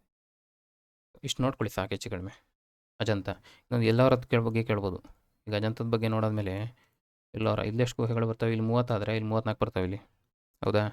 ಇದರಲ್ಲಿ ಇಲ್ಲೆಲ್ಲ ಬೌದ್ಧ ಧರ್ಮದಾದರೆ, ಬಟ್ ಇಲ್ಲೇನಾಗ್ತವೆ? ಬುದ್ಧಿಸ್ಟು, ಹಿಂದೂ, ಜೈನು ಎಲ್ಲ ಸ್ಪ್ಲಿಟ್ ಆಗ್ತದೆ. 12 ಬೌದ್ಧ ಧರ್ಮದವು, 17 ಹಿಂದೂ ಧರ್ಮದವು, ಇನ್ನು 5 ಜೈನ ಧರ್ಮದವು. ನೋಡಿ, ಈ ಥರ ಸ್ವಲ್ಪ ನೋಡ್ಕೊಳ್ಳಿ. ಕೆಲವೊಂದು ಮುಂದೆ ಕ್ವಶನ್ ಆದಾಗ ಸಾಲ್ವ್ ಮಾಡ್ತಾ ಹೋಗ್ಬೋದು. ಇಲ್ಲೊಂದು ಕ್ವಶನ್ ಇದೆ. ಯಾವ ಬೌದ್ಧ ಸಮ್ಮೇಳನದಲ್ಲಿ ಬೌದ್ಧರ 2 ಗುಂಪುಗಳಿಗೆ ಮಹಾಯಾನ ಮತ್ತು ಹೀನಯಾನ ಎಂದು ಮಾನ್ಯತೆ ದೊರಕಿತು? ಹೇಳ್ಬೋದಾ? ಈಗಷ್ಟೇ ನೋಡೋದು, ಹಿಂದೆ ಪ್ರೀವಿಯಸ್ಸಲ್ಲಿ 4 ಲೈನ್ ಬರ್ಕೊಂಡು ಇಲ್ಲಿ ಇದಕ್ಕೆ ಉತ್ತರ ಬಂದು ಯಾವುದು? 4ನೇದು. ಇಲ್ಲಿ ಮಹಾಸಾಂಘಿಕರು ಮತ್ತು ತೇರವಾದಿಗಳು ಅಂತ ಡಿಫ್ರೆನ್ಸ್ ಆಗ್ತಾರೆ. ಏನೋ ಇಲ್ಲೇ ಬರ್ದೆ ನೋಡಿ, ಹಿಂದೆ ಬರ್ದಿಲ್ಲ. ಅದಾಗ್ತದೆ. ಬಟ್ 4ನೇದು ಮಹಾಯಾನ ಮತ್ತು ಹೀನಯಾನ ಅಂತ ಸ್ಪ್ಲಿಟ್ ಆಗ್ತಾರೆ. ಅದೊಂದು ನೋಡ್ಕೊಳ್ಳಿ. ಯಾರಿದ್ರು 4ನೇದರಲ್ಲಿ? ಕನಿಷ್ಕ. ಹೌದಾ? ಎಲ್ಲಿ ನಡೀತು? ಕಾಶ್ಮೀರ ಅಥವಾ ಕುಂಡಲಿವನ. ಯಾರ ಅಧ್ಯಕ್ಷತೆ? ಹೊಸಮಿತ್ರ. ವಿದ್ವಾಂಸ ಯಾರು? ಅಶ್ವಘೋಷ. ಈ ಥರ ಸ್ವಲ್ಪ ನೀವು ರಿವಿಷನ್ ಮಾಡ್ತಾ ಹೋಗ್ಬಿಟ್ರೆ ಕ್ಲಿಯರ್ ಆಗ್ತದೆ. ಬೇಗ ಮುಗಿಸೋಣ. ಇದು UPSC question. Consider the following statement. Deification of Buddha, treading the path of Bodhisattva, image worship and the rituals. ಇದೇನು? Features of Mahayana Buddhism. Mahayana ಬುದ್ಧಿಸಮ್ನ ಲಕ್ಷಣಗಳು ಕೇಳಿದ್ದಾರೆ. ಏನು ಡಿಫಿಕೇಶನ್ ಆಫ್ ಬುದ್ಧ ಅಂದರೆ ಡಿವೈನ್ ಅಥವಾ ನ್ಯಾಚುರಲ್ ಸೂಪರ್ ನ್ಯಾಚುರಲ್ ಬೀಯಿಂಗ್ ಅಂತ, ದೇವರಾಗಿ ಪೂಜೆ ಮಾಡೋದು ಅಂತ. ಸಿಂಪಲ್. ಬುದ್ಧನನ್ನು ದೇವರಾಗಿ ಪೂಜಿಸ್ತಾ ಇದ್ರಾ? ಹೌದು, ನೋಡಿದ್ದೀವಿ. ಹೀನಯಾನದವ್ರು ಏನು ಮಾಡ್ತಿದ್ರು? ಶಿಕ್ಷಕ, ಹ್ಯೂಮನ್ ಟೀಚರಾಗಿ ನೋಡ್ತಿದ್ರು. ಬಟ್ ಇವರು ದೇವರಾಗಿ ನೋಡ್ತಾರೆ. ನೆಕ್ಸ್ಟು ಬೋಧಿಸತ್ವ ಫಾಲೋ ಮಾಡ್ತಿದ್ರಾ? ಹೌದು, ನೋಡಿದ್ದೀವಿ. ಇಲ್ಲಿ ಡಿಫ್ರೆನ್ಸಲ್ಲಿ ನೀವು ನೋಡ್ಬೋದು. ಇಲ್ಲಿದೆ, ಇಲ್ಲಿದೆ ನೋಡಿ. ಬೋಧಿಸತ್ವದ ಪರಿಕಲ್ಪನೆ ಮತ್ತು ಡಿವೈನು. ಇವ್ರು ಟೀಚರ್ ಆದರೆ ಇವ್ನು ಡಿವೈನು. ಯಾವುದು? ಮಹಾಯಾನ. ಕರೆಕ್ಟ್ ಇದೆಯಾ? ನೋಡಿ, ಆ ಪಾಯಿಂಟ್ಸು ನೀವು ನೋಟ್ ಮಾಡ್ಕೊಂಡಿದ್ರೆ ಸಾಲ್ವ್ ಮಾಡ್ಬೋದು. Next image worship. ಹೌದು, ಇವ್ರು ಫಾಲೋ ಮಾಡ್ತಿದ್ರು. ಹಾಗಾಗಿ ಇದಕ್ಕೆ ಉತ್ತರ ಎಲ್ಲವೂ ಕರೆಕ್ಟು. ತುಂಬ ಹಳೆ ಕ್ವಶನ್ನು. ಈ ಥರ ನೀವು ಕ್ವಶನಲ್ಲೇ ನೀವು ಆನ್ಸರ್ ಮಾಡ್ತಾ ಹೋಗು. ಆನ್ಸರ್ಗಳನ್ನ ನೀವು ನೋಟ್ ಮಾಡ್ಕೊಂಬಿಟ್ರೆ ಬರ್ತಕ್ಕಂಥ ಕ್ವಶನಲ್ಲಿ ನಮಗೆ ಕನ್ಫ್ಯೂಷನ್ ಆಗೋಲ್ಲ. Next 134. Who among the following was associated with the formulation of the basic ideas of Mahayana Buddhism? ಇದೊಂದು ಕ್ವಶನ್ ನೋಡಿ, ಹೊಸ ಕ್ವಶನ್ ಇದು. ಈ ಕೆಳಕಂಡವ್ರು ಯಾರು ಮಹಾಯಾನ ಬುದ್ಧಿಸಮ್ನ ಬೇಸಿಕ್ ಐಡಿಯಾಗಳನ್ನ ಫಾರ್ಮೇಷನ್ ಮಾಡ್ತಾರಲ್ಲ, ಅದರಲ್ಲಿ ಯಾರು ಸಂಬಂಧಪಟ್ಟವರು ಅಂತ. ಇದಕ್ಕೆ ಉತ್ತರ ಬಂದು ನಾಗಾರ್ಜುನ, ಕಶ್ಯಪ ಮಾತಂಗ, ಸೊ ಮಿನಾಂಡರು, ಕನಿಷ್ಕ. ಉತ್ತರ ಹೇಳ್ಬೋದಾ? ಎಸ್, ನಾಗಾರ್ಜುನ. ಇಲ್ಲಿ ಒಂದು ಕ್ವಶನಲ್ಲಿ ನೋಡಿ, ಇಲ್ಲಿ ಕ್ವಶನ್ ಬಂದಲ್ಲಿ ಆನ್ಸರ್ ಇದೆ. ಮಾಧ್ಯಮಿಕ ಮತ್ತು ಯೋಗಾಚಾರ. ನೋಡಿ, ಇದು ಬಂದಿರೋದಲ್ಲ ಕ್ವಶನ್. ಮಾಧ್ಯಮಿಕ ಮತ್ತು ಯೋಗಾಚಾರ 2 ಪ್ರಮುಖ ತಾತ್ವಿಕ ವ್ಯವಸ್ಥೆಗಳನ್ನು ಅಭಿವೃದ್ಧಿಪಡಿಸಿದರು. ಈ ಮಾಧ್ಯಮಿಕದ ಬಗ್ಗೆ ಅಲ್ಲಿ ಕ್ವಶನ್ ಆಗಿದೆ. ಹೌದಾ? ಮಾಧ್ಯಮಿಕ. ಈ ಕ್ವಶನ್ ನೋಡ್ಕೊಂಡು ಹೋಗಿದ್ರೆ ಆ ಕ್ವಶನ್ ಅಲ್ಲಿ ಆನ್ಸರ್ ಮಾಡ್ಬೋದು. ಮಾಧ್ಯಮಿಕ ಬಂದು ನಾಗಾರ್ಜುನ. ಹೌದಾ? ನಾಗಾರ್ಜುನ ಇದನ್ನು ಏನೇನಂತ ಕರಿತೀವಿ? ಮಾಧ್ಯಮಿಕ ಸ್ಕೂಲ್ ಫೌಂಡರ್ ಅಂತ ಕೂಡ ಕರಿತೀವಿ. ನೋಡ್ಕೊಳ್ಳಿ, ಮಾಧ್ಯಮಿಕ ಶಾಲೆಯ ಸ್ಥಾಪಕರು. ಹೌದಾ? ಇನ್ನೊಂದು ಇಂಪಾರ್ಟೆಂಟು ನಾಗಾರ್ಜುನನ ಬಗ್ಗೆ, ಶೂನ್ಯವಾದದ ಪ್ರತಿಪಾದಕ.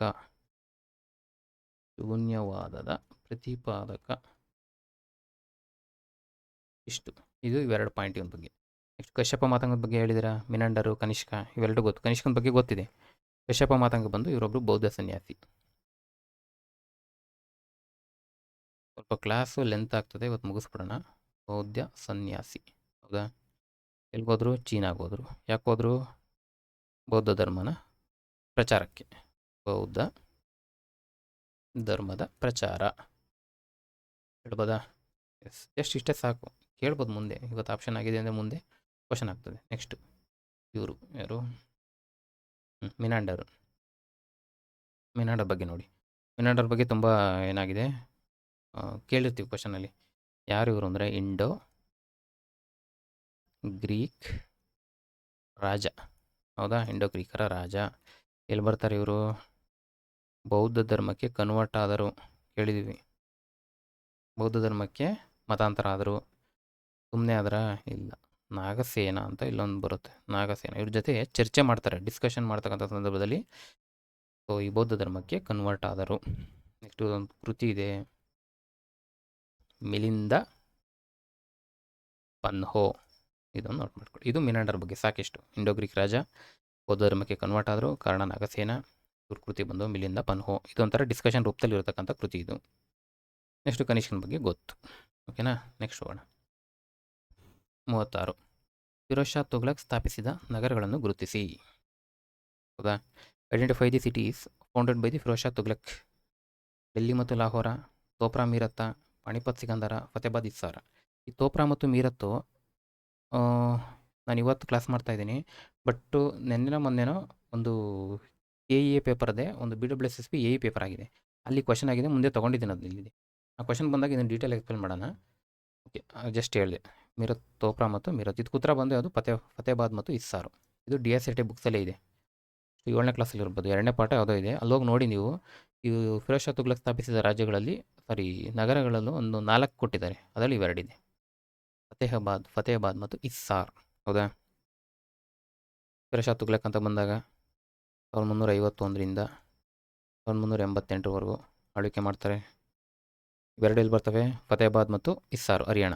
ಹೌದಾ, ಹರಿಯಾಣ ಭಾಗ. ಇನ್ನೊಂದೊಂದು ಕ್ಯಾಪಿಟಲ್ ಮಾಡ್ಕೋತಾರೆ, ಯಾವುದು? ಫಿರೋಜಾಬಾದ್. ಇದು ಇವ್ರದ್ದು ರಾಜಧಾನಿ ಕೂಡ ಮಾಡ್ತಾರೆ, ಇಲ್ಲಿ ಡೆಲ್ಲಿ. ಈಗ ನಮಗೆ ಗೆಸ್ ಮಾಡ್ಬೋದಾ? ಡೆಲ್ಲಿ ಮತ್ತು ಲಾಹೋರ್ ತುಂಬ ಹಳೆ ನಗರಗಳಿವು.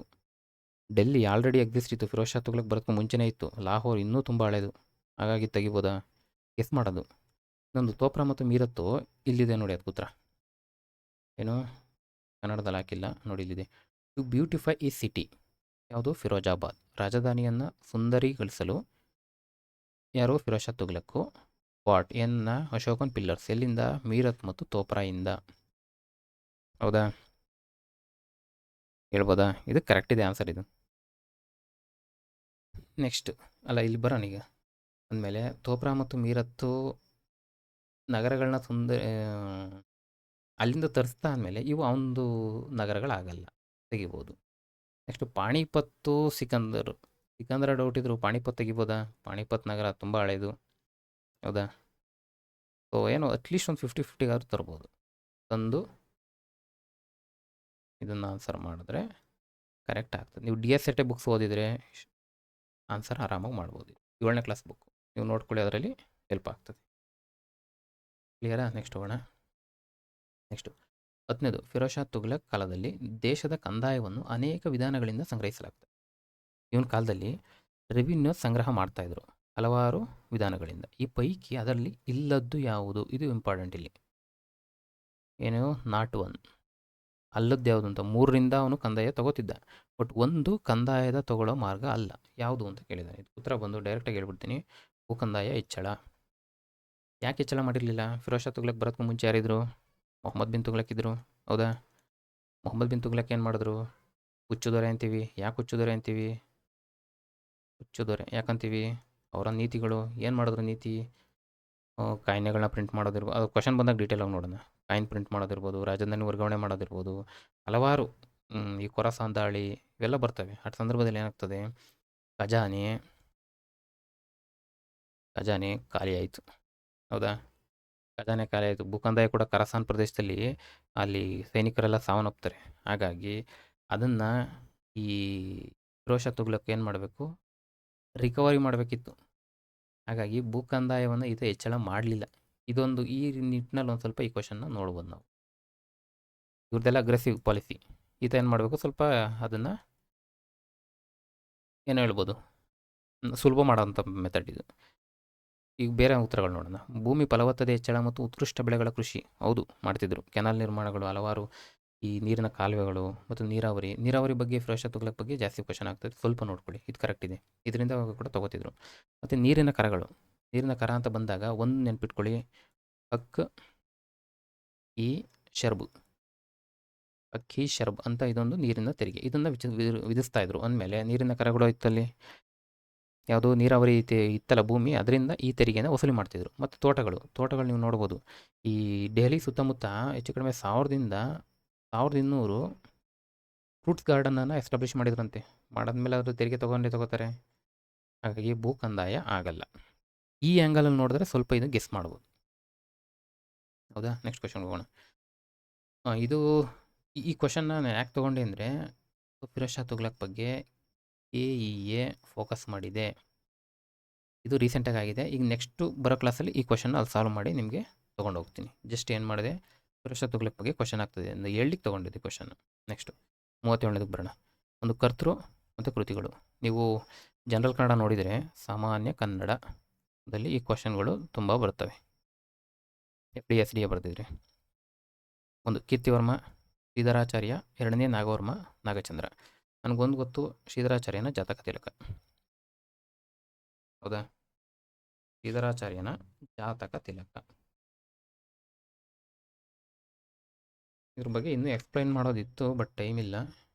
ನೆಕ್ಸ್ಟ್ ಎಕ್ಸ್ಪ್ಲೈನ್ ಮಾಡೋಣ ಆ ಕ್ಲಾಸಲ್ಲಿ. ಓಕೆ. ಈಗ ಶ್ರೀಧರಾಚಾರ್ಯನ ಜಾತಕ ತಿಲಕ ನನಗೊಂದು ಗೊತ್ತು. ಅಂದಮೇಲೆ ಬಿಗೆ ಯಾವ್ದು ಬರುತ್ತೆ? 1. ಬಿಗೆ 1 ಎಷ್ಟಿದೆ? 2 ಇದೆ. ಎಲ್ಲಿದೆ? ಬಿಗೆ 1, ಇಲ್ಲೊಂದಿದೆ. ಅಂದಮೇಲೆ ಇದು ಆಗಲ್ಲ. ಹೌದಾ? ನನಗೆ ಪಕ್ಕಾ ಗೊತ್ತು, ಶ್ರೀಧರಾಚಾರ್ಯ ಜಾತಕ ತಿಲಕ. ನೆಕ್ಸ್ಟು ಈ ನಾಗವರ್ಮ ನಾಗಚಂದ್ರ ಸ್ವಲ್ಪ ಕನ್ಫ್ಯೂಷನ್ ಆದರೂ ಕೀರ್ತಿವರ್ಮನ ಗೋವೈದ್ಯ ಗೊತ್ತಿದೆ ನನಗೆ. ಹೌದಾ?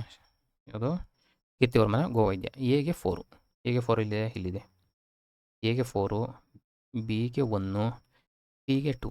ಎರಡನೇ ನಾಗವರ್ಮನ ಕಾವ್ಯಾವಲೋಕನ ಜನರಲ್ ಕನ್ನಡದಲ್ಲಿ ತುಂಬ ಸರಿ ಕೇಳಿದ್ದಾರೆ. ಹೌದಾ? ಕಾವ್ಯಾವಲೋಕನ ಮತ್ತು ಭಾಷಾಭೂಷಣ, ಕರ್ನಾಟಕ ಭಾಷಾಭೂಷಣ ಅಂತ ಕೂಡ ಕೇಳಿರ್ತೀರ. ಇನ್ನೊಂದು ಕೃತಿಯುವುದು ಭಾಷಾಭೂಷಣ. ನೀವು ಕನ್ನಡ ಜನರಲ್ ಕನ್ನಡ ಬುಕ್ಕು ತೊಗೊಂಡ್ರೆ ಫಸ್ಟ್ ಪೇಜಲ್ಲೇ ಕೊಟ್ಟಿರ್ತಾರೆ ಇದನ್ನ, ಭಾಷಾಭೂಷಣ. 1ನೇ ನಾಗವರ್ಮ, 2ನೇ ನಾಗವರ್ಮ ಕೃತಿಗಳು ಭಾಳ ಇಂಪಾರ್ಟೆಂಟು. ನೀವು ಜನರಲ್ ಕನ್ನಡ ಯಾರು ಓದ್ತಿದ್ದೀರಾ ಸ್ವಲ್ಪ ಫಾಲೋ ಮಾಡ್ಕೊಳ್ಳಿ. ನಾಗಚಂದ್ರನು ಮಲ್ಲಿನಾಥ ಪುರಾಣ ಗೊತ್ತಿದೆ. ಹೌದಾ? ಇನ್ನೊಂದು ಇವ್ರದ್ದು ರಾಮಚಂದ್ರ ಚರಿತ ಪುರಾಣ ಕೂಡ ನೋಡಿದ್ದೀವಿ. ಇದು 2 ಇಂಪಾರ್ಟೆಂಟು. ಇವು ಸ್ಕೂಲ್ ಬುಕ್ಸಲ್ಲೇ ಇದೆ. 11th 12th ಈ ಬುಕ್ಕಲ್ಲಿದೆ, ರಾಮಚಂದ್ರ ಚರಿತ ಪುರಾಣ. ಹೌದಾ? ಚರಿತ ಪುರಾಣ ಇವೆರಡು ಇವ್ರು ಬರೆದಿರೋದು. ಅಂದಮೇಲೆ ಇದೆ ಯಾವುದು ಉತ್ತರ ಇದಕ್ಕೆ? ಎಗೆ 4, ಬಿಗೆ ಇದು 1, ಹೀಗೆ 37ಕ್ಕೆ. ಸೊ ಇದು 4 ಉತ್ತರ. ಹೌದಾ? ಗೋವೈದ್ಯ ಹೆಸರಲ್ಲೇ ಇದೆ. ಏನು? ಈ ಪಶು ಕ್ಯಾಟಲ್ ಇರ್ತಾವಲ್ಲ, ಪಶು ಚಿಕಿತ್ಸೆ ಬಗ್ಗೆ ಬಂದಿರತಕ್ಕಂಥದ್ದು ಇದು. ಜಾತಕ ತಿಲಕ ಇದು ಜ್ಯೋತಿಷ್ಶಾಸ್ತ್ರ, ಆಸ್ಟ್ರಾಲಜಿ. ಈ ಥರನೂ ಕೇಳ್ಬೋದಲ್ವಾ, ಆಸ್ಟ್ರಾಲಜಿ. ನೆಕ್ಸ್ಟು ಈ KEದು ನೀವು ಕ್ವಶನ್ಗಳು ನೋಡ್ತಾ ಹೋದರೆ ಒಂದು ಟಾಪಿಕ್ ಇರುತ್ತೆ, ಬಟ್ ಅದ್ರ ಮೇಲೆ ವಿವಿಧ ಆಯಾಮಗಳಲ್ಲಿ ಕ್ವಶನ್ಗಳನ್ನ ಕೇಳ್ತಾ ಇದ್ದಾನೆ. ಹೌದಾ? ಟಾಪಿಕ್ನ ಜಾಸ್ತಿ ಚೇಂಜ್ ಮಾಡ್ತಿಲ್ಲ, ಒಂದು ಟಾಪಿಕ್ ಮೇಲೆ ಡೆಪ್ತ್ ಹೋಗ್ತಾ ಇದ್ದಾನೆ. ಕ್ವಶನ್ಗಳು ಡೆಪ್ತ್ ಹೋಗ್ತಾ ಇದ್ದಾವೆ, ಆಳ ಅಗಲ ಜಾಸ್ತಿ ಆಗ್ತಾ ಇದೆ ಅಷ್ಟೇ. ಹಾಗಾಗಿ ಸ್ವಲ್ಪ ಈಗ ನೀವು ಕೀರ್ತಿವರ್ಮನ ಗೋವೈದ್ಯ ಅಂದರೆ ಯಾವ ಟೈಮಲ್ಲಿ ಬರೆದ್ರು, ಯಾವುದ್ರ ರಿಲೇಟೆಡ್ ಇದು, ಮತ್ತು ಯಾರ ಕಾಲದಲ್ಲಿ, ಸ್ವಲ್ಪ ನೋಡ್ಕೊಳ್ಳಿ, ಹೆಲ್ಪ್ ಆಗ್ತದೆ. ಕ್ಲಿಯರಾ? ಭಾಷಾಭೂಷಣ ಮತ್ತಿದು ಮಲ್ಲಿನಾಥ ಪುರಾಣ. ಇದು ಯಾವುದು? 19ನೇ ಜೈನ ತೀರ್ಥಂಕರ ಮಲ್ಲಿನಾಥರ ಕುರಿತಂತೆ ಇರ್ತಕ್ಕಂಥದ್ದು. ಹೌದಾ? ನಾಗಚಂದ್ರ ಏನಂತ ಕರಿತಿದ್ರು? ಅಭಿನವ ಪಂಪ. ಜನರಲ್ ಕನ್ನಡ ಕ್ಲಾಸು ಇದನ್ನು ಎಕ್ಸ್ಪ್ಲೈನ್ ಮಾಡುವ. ಇದು ಕ್ಲಿಯರ್ ಆಯಿತು ಅಂದ್ಕೊತೀನಿ. ಹೋಗೋಣ. ಅದೇ ಥರ ಕ್ವಶನು ಒಂದು ಇದೇನಿದು? ಓಕೆ. ನಯಸೇನನ ಧರ್ಮಾಮೃತ ಕರೆಕ್ಟ್ ಇದೆ. ಹೌದಾ? ನಯಸೇನನ ಧರ್ಮಾಮೃತ. ಸೆಕೆಂಡ್. ನಯಸೇನ ಧರ್ಮಾಮೃತ. ನಾಗಚಂದ್ರನ ರಾಮಚಂದ್ರ ಚರಿತ. ನಾಗವರ್ಮನ ಚಂದೋಂಬುದಿ. ಜನ್ನನ ಯಶೋಧರ ಚರಿತೆ. ಕರೆಕ್ಟಾ? ಹೇಳ್ಬೋದಾಯ್ತು ಉತ್ತರನ? ಎಲ್ಲವೂ ಕರೆಕ್ಟ್ ಇದೆ. ನಯಸೇನನ ಧರ್ಮಾಮೃತ, ನಾಗಚಂದ್ರನ ರಾಮಚಂದ್ರ ಚರಿತ ಪುರಾಣ, ಅಭಿನವ ಪಂಪ, ನಾಗವರ್ಮನ ಚಂದೋಂಬುದಿ ಥರ ಕೂಡ ಬರೀತಾರೆ. ಇದು ಚಂದೋಂಬುದಿ, ಜನನ ಯಶೋಧರ ಚರಿತೆ, ಎಲ್ಲವೂ ಕರೆಕ್ಟ್. ನೆಕ್ಸ್ಟು 42. 42 ಯಾವುದು ಚಾಲುಕ್ಯ ದೊರೆ ಜಗದೇಕ ಮಲ್ಲ, ಚಾಲುಕ್ಯರ ದೊರೆ ಜಗದೇಕ ಮಲ್ಲ ವಿರಚಿತ ಕಾವ್ಯಾವಲೋಕನ ಕೃತಿಯು 12ನೇ ಶತಮಾನದಲ್ಲಿ ಪ್ರಸಿದ್ಧ ವ್ಯಾಕರಣ ಗ್ರಂಥದ ರಚನೆಗೆ ಪೂರ್ತಿಯಾಯಿತು. ಆ ವ್ಯಾಕರಣ ಗ್ರಂಥ ಯಾವುದು ಅಂದರೆ ಎರಡನೇ ನಾಗವರ್ಮನ ಭಾಷಾಭೂಷಣ. ನೋಡಿ ಇಲ್ಲೇ ನೋಡೋದು, ಎರಡನೇ ನಾಗವರ್ಮನ ಭಾಷಾಭೂಷಣ ಒಂದು, ಇನ್ನೊಂದು ಚಂದೌಂಬದಿ. ಇವೆರಡು ಕೃತಿಗಳು ಒಂದು ಇಂಪಾರ್ಟೆಂಟು. ನೆಕ್ಸ್ಟ್ 70 ಮುಗೀತು. ಈ ಕಲಾ ಪ್ರಕಾರಗಳು ಮತ್ತು ಅದು ಆ್ಯಕ್ಟಿವ್ ಇದ್ದಂಥ ಸ್ವಲ್ಪ ಲೆಂತ್ ಆಗೋದು ಕ್ಲಾಸು, ಮುಗಿಯುತ್ತೆ. ಕಲಾ ಪ್ರಕಾರಗಳನ್ನು ಅವುಗಳ ಮೂಲ ರಾಜ್ಯಗಳೊಂದಿಗೆ ಹೊಂದಿಸಿ ಬರೆಯಿರಿ. ಒಂದು ಮಧುಬನಿ, ಪಟಚಿತ್ರ, ಫಡ್, ಗೋಂಡ್. ಮತ್ತು ಒಡಿಶಾ, ಮಧ್ಯಪ್ರದೇಶ, ರಾಜಸ್ಥಾನ, ಬಿಹಾರ. ನನಗೊಂದು ಗೊತ್ತು, ಮಧುಬನಿ ಬಂದು ಬಿಹಾರ. ಪಟಚಿತ್ರ ಗೊತ್ತಿದೆ, ಒಡಿಶಾ, ಜಗನ್ನಾಥ ಟೆಂಪಲ್ ಬಗ್ಗೆ ನೋಡುವಾಗ. ಇವೆರಡು ಗೊತ್ತು, ನನಗೆ ಇವೆರಡು ಗೊತ್ತಿಲ್ಲ. ನೋಡೋಣ, ಇದರಲ್ಲಿ ಆನ್ಸರ್ ಮಾಡ್ಬೋದಾ? ಎಗೆ 4. ಎಗೆ 4 ಎಲ್ಲಿದೆ? ಇವೆರಡು ತೆಗಿತೀನಿ, ಹೌದಾ? ಎಗೆ 4. ನನಗೆ ಪಟಚಿತ್ರ ಒಡಿಶಾ ಗೊತ್ತಿದೆ. ಬಿಗೆ 1. ಬಿಗೆ 1 ಅಂದಮೇಲೆ 70ಕ್ಕೆ 1 ಕರೆಕ್ಟಾ? ಆನ್ಸರ್ ಮಾಡ್ಬೋದಾ? ಅಂದಮೇಲೆ ಸಿಗೆ 3. ಸಿ ಯಾವುದು? ಫಡ್ಡು, ರಾಜಸ್ಥಾನ್. ಸ್ವಲ್ಪ ಇದ್ರ ಬಗ್ಗೆ ನೋಡ್ಕೊಳ್ಳಿ, ಇದ್ರ ಬಗ್ಗೆ ಸ್ವಲ್ಪ ನೋಡ್ತಾ ಹೋಗಿ. ನೆಕ್ಸ್ಟ್ ಗೋಂಡ್ ಜನಾಂಗ, ಇವೇನು ಆದಿವಾಸಿ ಜನಾಂಗ ಅಂತ ಗೊತ್ತೀವಿ, ಟ್ರೈಬ್ಸ್, ಮಧ್ಯಪ್ರದೇಶ. ಅಲ್ಲೂ ಸ್ವಲ್ಪ ಇದನ್ನು ಗೆಸ್ ಮಾಡ್ಬೋದು. ಕ್ಲಿಯರ್ ಆಯ್ತಾ ಇದು? Okay, next question 93. ಇದೊಂದು UPSC ಪೇಪರ್. ಇದು ಸೇಮ್ ಟ್ರೆಡಿಷನು ಸ್ಟೇಟು. ಘಟ್ಕ ಅಂತಕ್ಕಂಥದ್ದು ಒಂದು ಟ್ರೆಡಿಷನಲ್ ಮಾರ್ಷಲ್ ಆರ್ಟ್ ಅಂತೆ, ಕೇರಳದಲ್ಲಿ ಫಾಲೋ ಮಾಡ್ತಿದ್ರು ಅಂತ ಕೊಟ್ಟವನೆ. ಮಧುಬನಿ ಟ್ರೆಡಿಷನಲ್ ಪೇಂಟಿಂಗು ಬಿಹಾರಲ್ಲಿ. ಇನ್ನೊಂದು ಸಿಂಗೆ ಕಬಾಬ್, ಹಿಂದೂ ದರ್ಶನ್ ಫೆಸ್ಟಿವಲು, ಜಮ್ಮು ಕಾಶ್ಮೀರ್. ಇದು ಆ್ಯಕ್ಚುಲಿ ಲಡಾಖ್. ಇದು ತುಂಬ ಹಿಂದಿನ ಪೇಪರ್ ಆಗಿರೋದ್ರಿಂದ ಜಮ್ಮು ಕಾಶ್ಮೀರ ಆಗಿದೆ, ಬಟ್ ಈಗ ಇದು ಲಡಾಖ್ ಆಗಿದೆ. ಇಲ್ಲಿ ಲಡಾಖ್ ಮಾಡ್ಕೊಳ್ಳಿ. Pairs given above is correctly match ಅಂತ ಕೇಳಿದ್ರು. ಯಾವ ಕರೆಕ್ಟ್ಲಿ ಮ್ಯಾಚ್ ಆಗಿದೆ? ಇದು ಉತ್ತರ ಬಂದು 2 and 3, ಅಂದರೆ ಒಂದು ತಪ್ಪು. ಘಟಕ ಯಾಕೆ ತಪ್ಪು? ಸ್ವಲ್ಪ ಹೋಮ್ವರ್ಕ್ ಮಾಡಿದ್ರ ಬಗ್ಗೆ ಒಂದು ನೋಟ್ಸ್ ಮಾಡ್ಕೊಳ್ಳಿ, ಮುಂದೆ ಕ್ವಶನ್ ಆಗ್ಬೋದು. ಘಟಕ ಎಲ್ಲಿತ್ತು? ಪಂಜಾಬ್ ಭಾಗದಲ್ಲಿ, ಹೌದಾ? ಟ್ರೆಡಿಷನಲ್ ಮಾರ್ಷಲ್ ಆರ್ಟ್ ಇದು ಪಂಜಾಬ್ ಅಲ್ಲಿ ಕಂಡು ಬರ್ತಕ್ಕಂಥದ್ದು ಘಟಕ. ಅದೇ ಥರ ಕೇರಳದಲ್ಲೂ ನೋಡ್ಬೋದಾ? ಯಾವುದು? ಕಲಾರಿ ಪಯಟ್ಟು, ಹೌದಾ? ಇವೆಲ್ಲ ಸ್ವಲ್ಪ ನೋಡ್ಕೊಳ್ಳಿ. ಸಿಂಗೆ ಕಬಾಬು ಲಡಾಖು, ಮಧುಬನಿ ಈಗಷ್ಟು ನೋಡಿದ್ವಿ ಬಿಹಾರ. ಹಾಗಾಗಿ next world famous painting is found in which district of the Bihar? Madhubani. Next Kalyana Karnataka ಪ್ರದೇಶದಲ್ಲಿ ನಿಜಾಂ ಶಾಹಿಗಳು ಆರಂಭಿಸಿದ ಪ್ರಥಮ ಮತ್ತು ಕೊನೆಯ ಕಾಲೇಜ್ ಯಾವುದು? ಹೇಳ್ಬೋದಾ? ಪ್ರಥಮ ಮತ್ತು ಕೊನೆಯ ಕಾಲೇಜು ಯಾವುದು?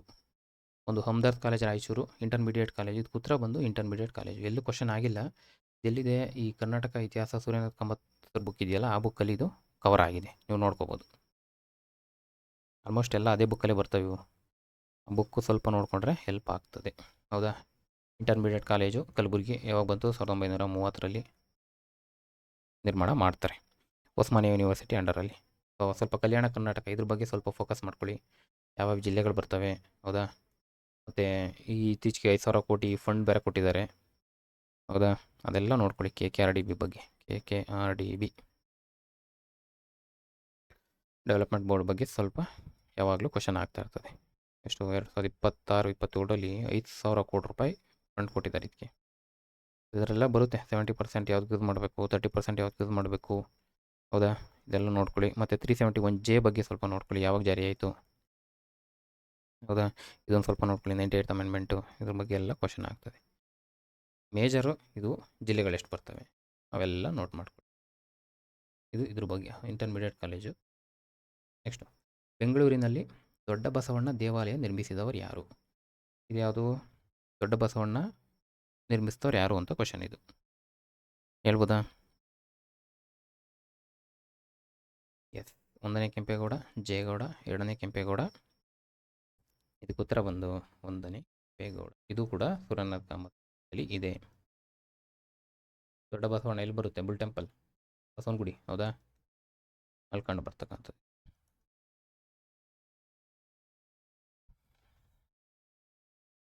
ಕ್ಲಿಯರಾ? ಬೆಂಗಳೂರಿನ ಕೆಂಪೇಗೌಡನಿಂದ ಇದು ಇದು KPSL ಕೇಳಿರ್ತಕ್ಕಂಥದ್ದು. ಇದು 73ನೇದು. ಬೆಂಗಳೂರು ಕೆಂಪೇಗೌಡನೆಂದೇ ಪ್ರಸಿದ್ಧನಾದ ಯಲಹಂಕ ನಾಡಪ್ರಭು ಯಾರು? ಇದಕ್ಕೆ ಡೈರೆಕ್ಟ್ ಉತ್ತರ ಹೇಳ್ಬಿಡ್ತೀನಿ, ಹಿರಿಯ ಕೆಂಪೇಗೌಡ. ಇದೊಂದು ನೋಟ್ ಮಾಡ್ಕೊಳ್ಳಿ, ಆಯಿತಾ? ಇದು ಎಲ್ಲೂ DSCRT ಬುಕ್ಸಲ್ಲಿದೆ ಇದೆಲ್ಲ. 7th DSCRT 7th. I think first or second ಯಾವುದೋ ಒಂದು ಪಾರ್ಟಲ್ಲಿದೆ ಪಾಳೆಗಾರ ಬಗ್ಗೆ. ಅದರಲ್ಲಿ ಇದು ಹೆಚ್ಚು ಕಡಿಮೆ ಎಲ್ಲ ಕವರ್ ಆಗ್ತದೆ. ಒಂದನೇ ಕೆಂಪೇಗೌಡನ ಬಗ್ಗೆ ಸ್ವಲ್ಪ ನೋಡ್ಕೊಳ್ಳಿ, ಯಾಕಂದರೆ ಕ್ವಶನ್ ಆಗಿದೆ ಅಂದಮೇಲೆ ಸ್ವಲ್ಪ ಎಲ್ಲ ಆ್ಯಡ್ ಆಗ್ಬೋದು. ಇಲ್ಲಿ ಈತ ಇನ್ನೂ ಏನು ದೊಡ್ಡ ಬಸವಣ್ಣ ಒಂದೇ ಅಲ್ಲ, ಈ ಹಲಸೂರಲ್ಲಿ ಸೋಮೇಶ್ವರ ದೇವಸ್ಥಾನ ಐತೆ. ಹಲಸೂರು ಸೋಮೇಶ್ವರ ದೇವಸ್ಥಾನ ಇದನ್ನು ಕೂಡ ಈತ ನಿರ್ಮಾಣ ಮಾಡಿದರು. ಜೊತೆಗೆ ಗವಿಗಂಗಾಧರೇಶ್ವರ ಫೇಮಸ್ಸು, ಹೌದಾ. ಸೂರ್ಯಕಿರಣ ರೀಚ್ ಆಗ್ತದೆ ಅಂತ ನೀವು ಟಿ ವಿಲೆಲ್ಲ ನೋಡಿರ್ತೀವಿ, ಹೌದಾ. ಅದರ ಕಟ್ಟಿಸ್ಲಿಲ್ಲ, ಅದರ ವಿಸ್ತರಣೆ ಮಾಡ್ತಾರೆ ಇವರು. ಇದೊಂದು ನೆನ್ಪಿಟ್ಕೊಳ್ಳಿ, ಗವಿಗಂಗಾಧರೇಶ್ವರ ದೇವಾಲಯ ವಿಸ್ತರಣೆ, ಜೊತೆಗೆ ದೊಡ್ಡ ಬಸವಣ್ಣ. ಇಷ್ಟ ಆಯ್ತಾ. ಹಲವಾರು ಕೆರೆಗಳನ್ನ ಕಟ್ಟಿಸ್ತಾರೆ, ಅದೊಂದು ನೆನ್ಪಿಟ್ಕೊಳ್ಳಿ. ಈ ಕೆಂಪಾಂಬುದಿ,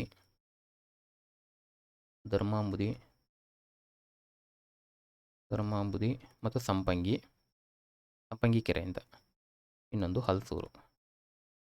ಇಷ್ಟು ಕೆರೆಗಳನ್ನು ನಿರ್ಮಾಣ ಮಾಡ್ತಾರೆ, ಹೌದಾ.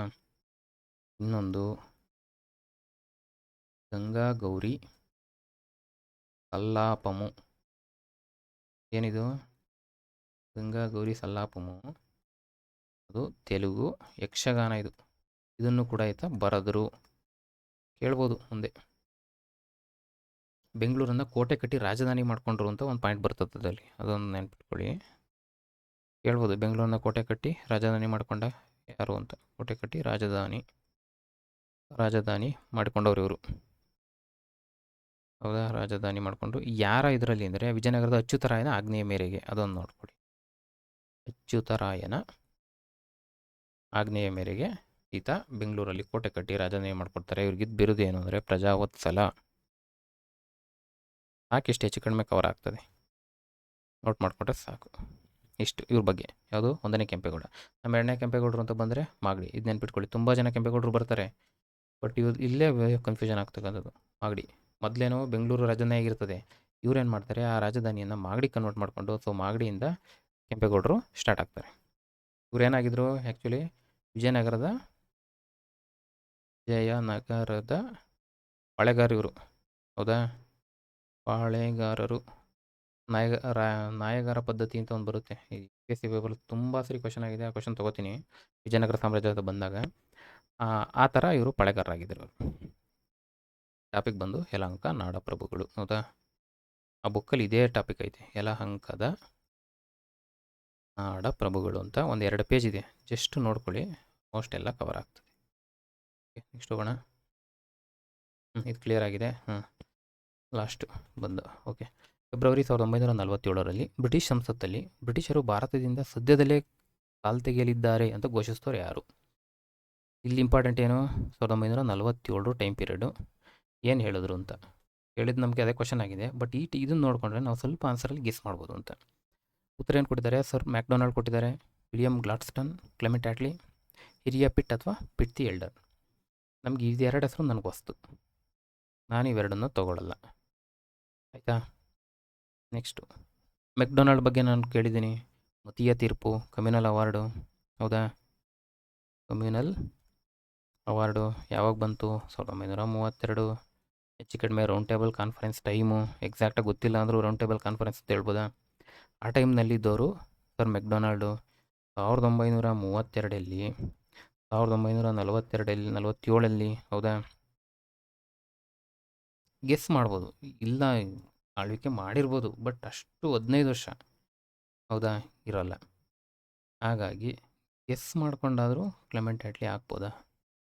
ನನಗೆ ಉತ್ತರ ಗೊತ್ತಿಲ್ಲ ಅಂದಾಗ, ಹೌದಾ. ಹಾಗಾಗಿ ಇದಕ್ಕೆ ಉತ್ತರ ಬಂದು ಕ್ಲೆಮೆಂಟ್ ಆಟ್ಲಿ. ಇವ್ರ ಹೆಸರು ನೆನ್ಪಿಟ್ಕೊಳ್ಳಿ, ಯಾರು? ಪಿಟ್ ದಿ ಎಲ್ಡರ್ ಬಂದು ಈ ಸಪ್ತವಾರ್ಷಿಕ ಯುದ್ಧಗಳಲ್ಲಿ ಬರ್ತಕ್ಕಂಥವ್ರು ಇವರು. ಸಪ್ತವಾರ್ಷಿಕ, ಯಾಕಂದರೆ ಇದು ಆಪ್ಷನ್ ಆಗಿದೆ, ಮುಂದೆ ಯಾವ ಥರ ಕ್ವಶನ್ ಆಗ್ತದೋ ಗೊತ್ತಿಲ್ಲ. ಸ್ವಲ್ಪ ಒಂದು 3ರಿಂದ 4 ಪಾಯಿಂಟ್ಸ್ಗಳು ನೋಟ್ ಮಾಡಿಕೊಂಡ್ರೆ ನಮಗೆ ಎಕ್ಸಾಮಲ್ಲಿ ಎಲಿಮಿನೇಟ್ ಮಾಡ್ಕೊಂಡಾದರೂ ಆನ್ಸರ್ ಮಾಡಲಿಕ್ಕೆ ಹೆಲ್ಪ್ ಆಗ್ತದೆ, ಅಷ್ಟೊಂದು ನೋಡ್ಕೊಳ್ಳಿ. ನೆಕ್ಸ್ಟು ಭಾರತಕ್ಕೆ ಸ್ವಾತಂತ್ರ್ಯ ದೊರೆತಾಗ ಅಂದಿನ ಇಂಗ್ಲೆಂಡಿನ ಪ್ರಧಾನಿ ಯಾರು? ಇದು KPSC ಕೇಳಿರೋದು. ಸೊ ಇದಕ್ಕೆ ಉತ್ತರ ಕ್ಲೆಮೆಂಟ್ ಆಟ್ಲಿ ಮೇಲೆ. ಈ ಕ್ವಶನ್ ನೋಡ್ಕೊಂಬಂದಾಗ ಸ್ವಾತಂತ್ರ್ಯ ಬಂದದ್ದು ಯಾವಾಗ? 1947, ಹೌದಾ. ಆಲ್ಮೋಸ್ಟ್ ಆ ಟೈಮಲ್ಲಿ ಬಂದಿರೋದು. ಆ ಟೈಮಲ್ಲಿ ಬಂದಮೇಲೆ ಇದ್ದವರು ಕ್ಲೆಮೆಂಟ್ ಆಟ್ಲಿಯಿಂದ ನಾವು ಕ್ವಶನ್ ಪ್ರಿವಿಯಸ್ ಇಯರ್ ನೋಡ್ಕೊಂಬಂದಮೇಲೆ ಈ ಕೇಳಿರೋ ಆನ್ಸರ್ನ ಆನ್ಸರ್ ಮಾಡ್ಬೋದಲ್ವಾ? ಕ್ಲೆಮೆಂಟ್ ಆಟ್ಲಿ ಆಲ್ಮೋಸ್ಟ್ ಎಲ್ಲ ಮುಗೀತು. ಓಕೆ ಓಕೆ ಇಲ್ಲಿಗೆ ಎಫ್ ಡಿ ಎ ಯಾವುದು ಎಚ್ ಕೆ 2708 ಪೋಸ್ಟ್ ಈ ಕ್ವಶನ್ ಇಲ್ಲಿಗೆ ಮುಗಿಸಿದ್ದೀವಿ. ಎಚ್ ಕೆ ಯಾವಾಗ 2025 ನಡೆದಿರ್ತಕ್ಕಂಥ ಕ್ವಶನ್ ಇಲ್ಲಿ ಮುಗಿದಿದೆ. ಏನೇ ಡೌಟ್ ಇದ್ದರೂ ಕಮೆಂಟ್ ಬಾಕ್ಸಲ್ಲಿ ಹಾಕಿ, ತಪ್ಪಿದರೆ ಸಜೆಸ್ಟ್ ಮಾಡಿ. ಓಕೆ, ಇನ್ನು ನೆಕ್ಸ್ಟ್ ಕ್ಲಾಸಲ್ಲಿ ರೀಸೆಂಟ್ ಕೇಳಿರೋ ಕ್ವಶನ್ ಪೇಪರನ್ನು ತೊಗೊಂಡು ನಾವು ಕಂಟಿನ್ಯೂ ಮಾಡ್ತಾ ಹೋಗೋಣ. ಸೊ ಓಕೆ, ಎಲ್ರಿಗೂ ಥ್ಯಾಂಕ್ ಯು.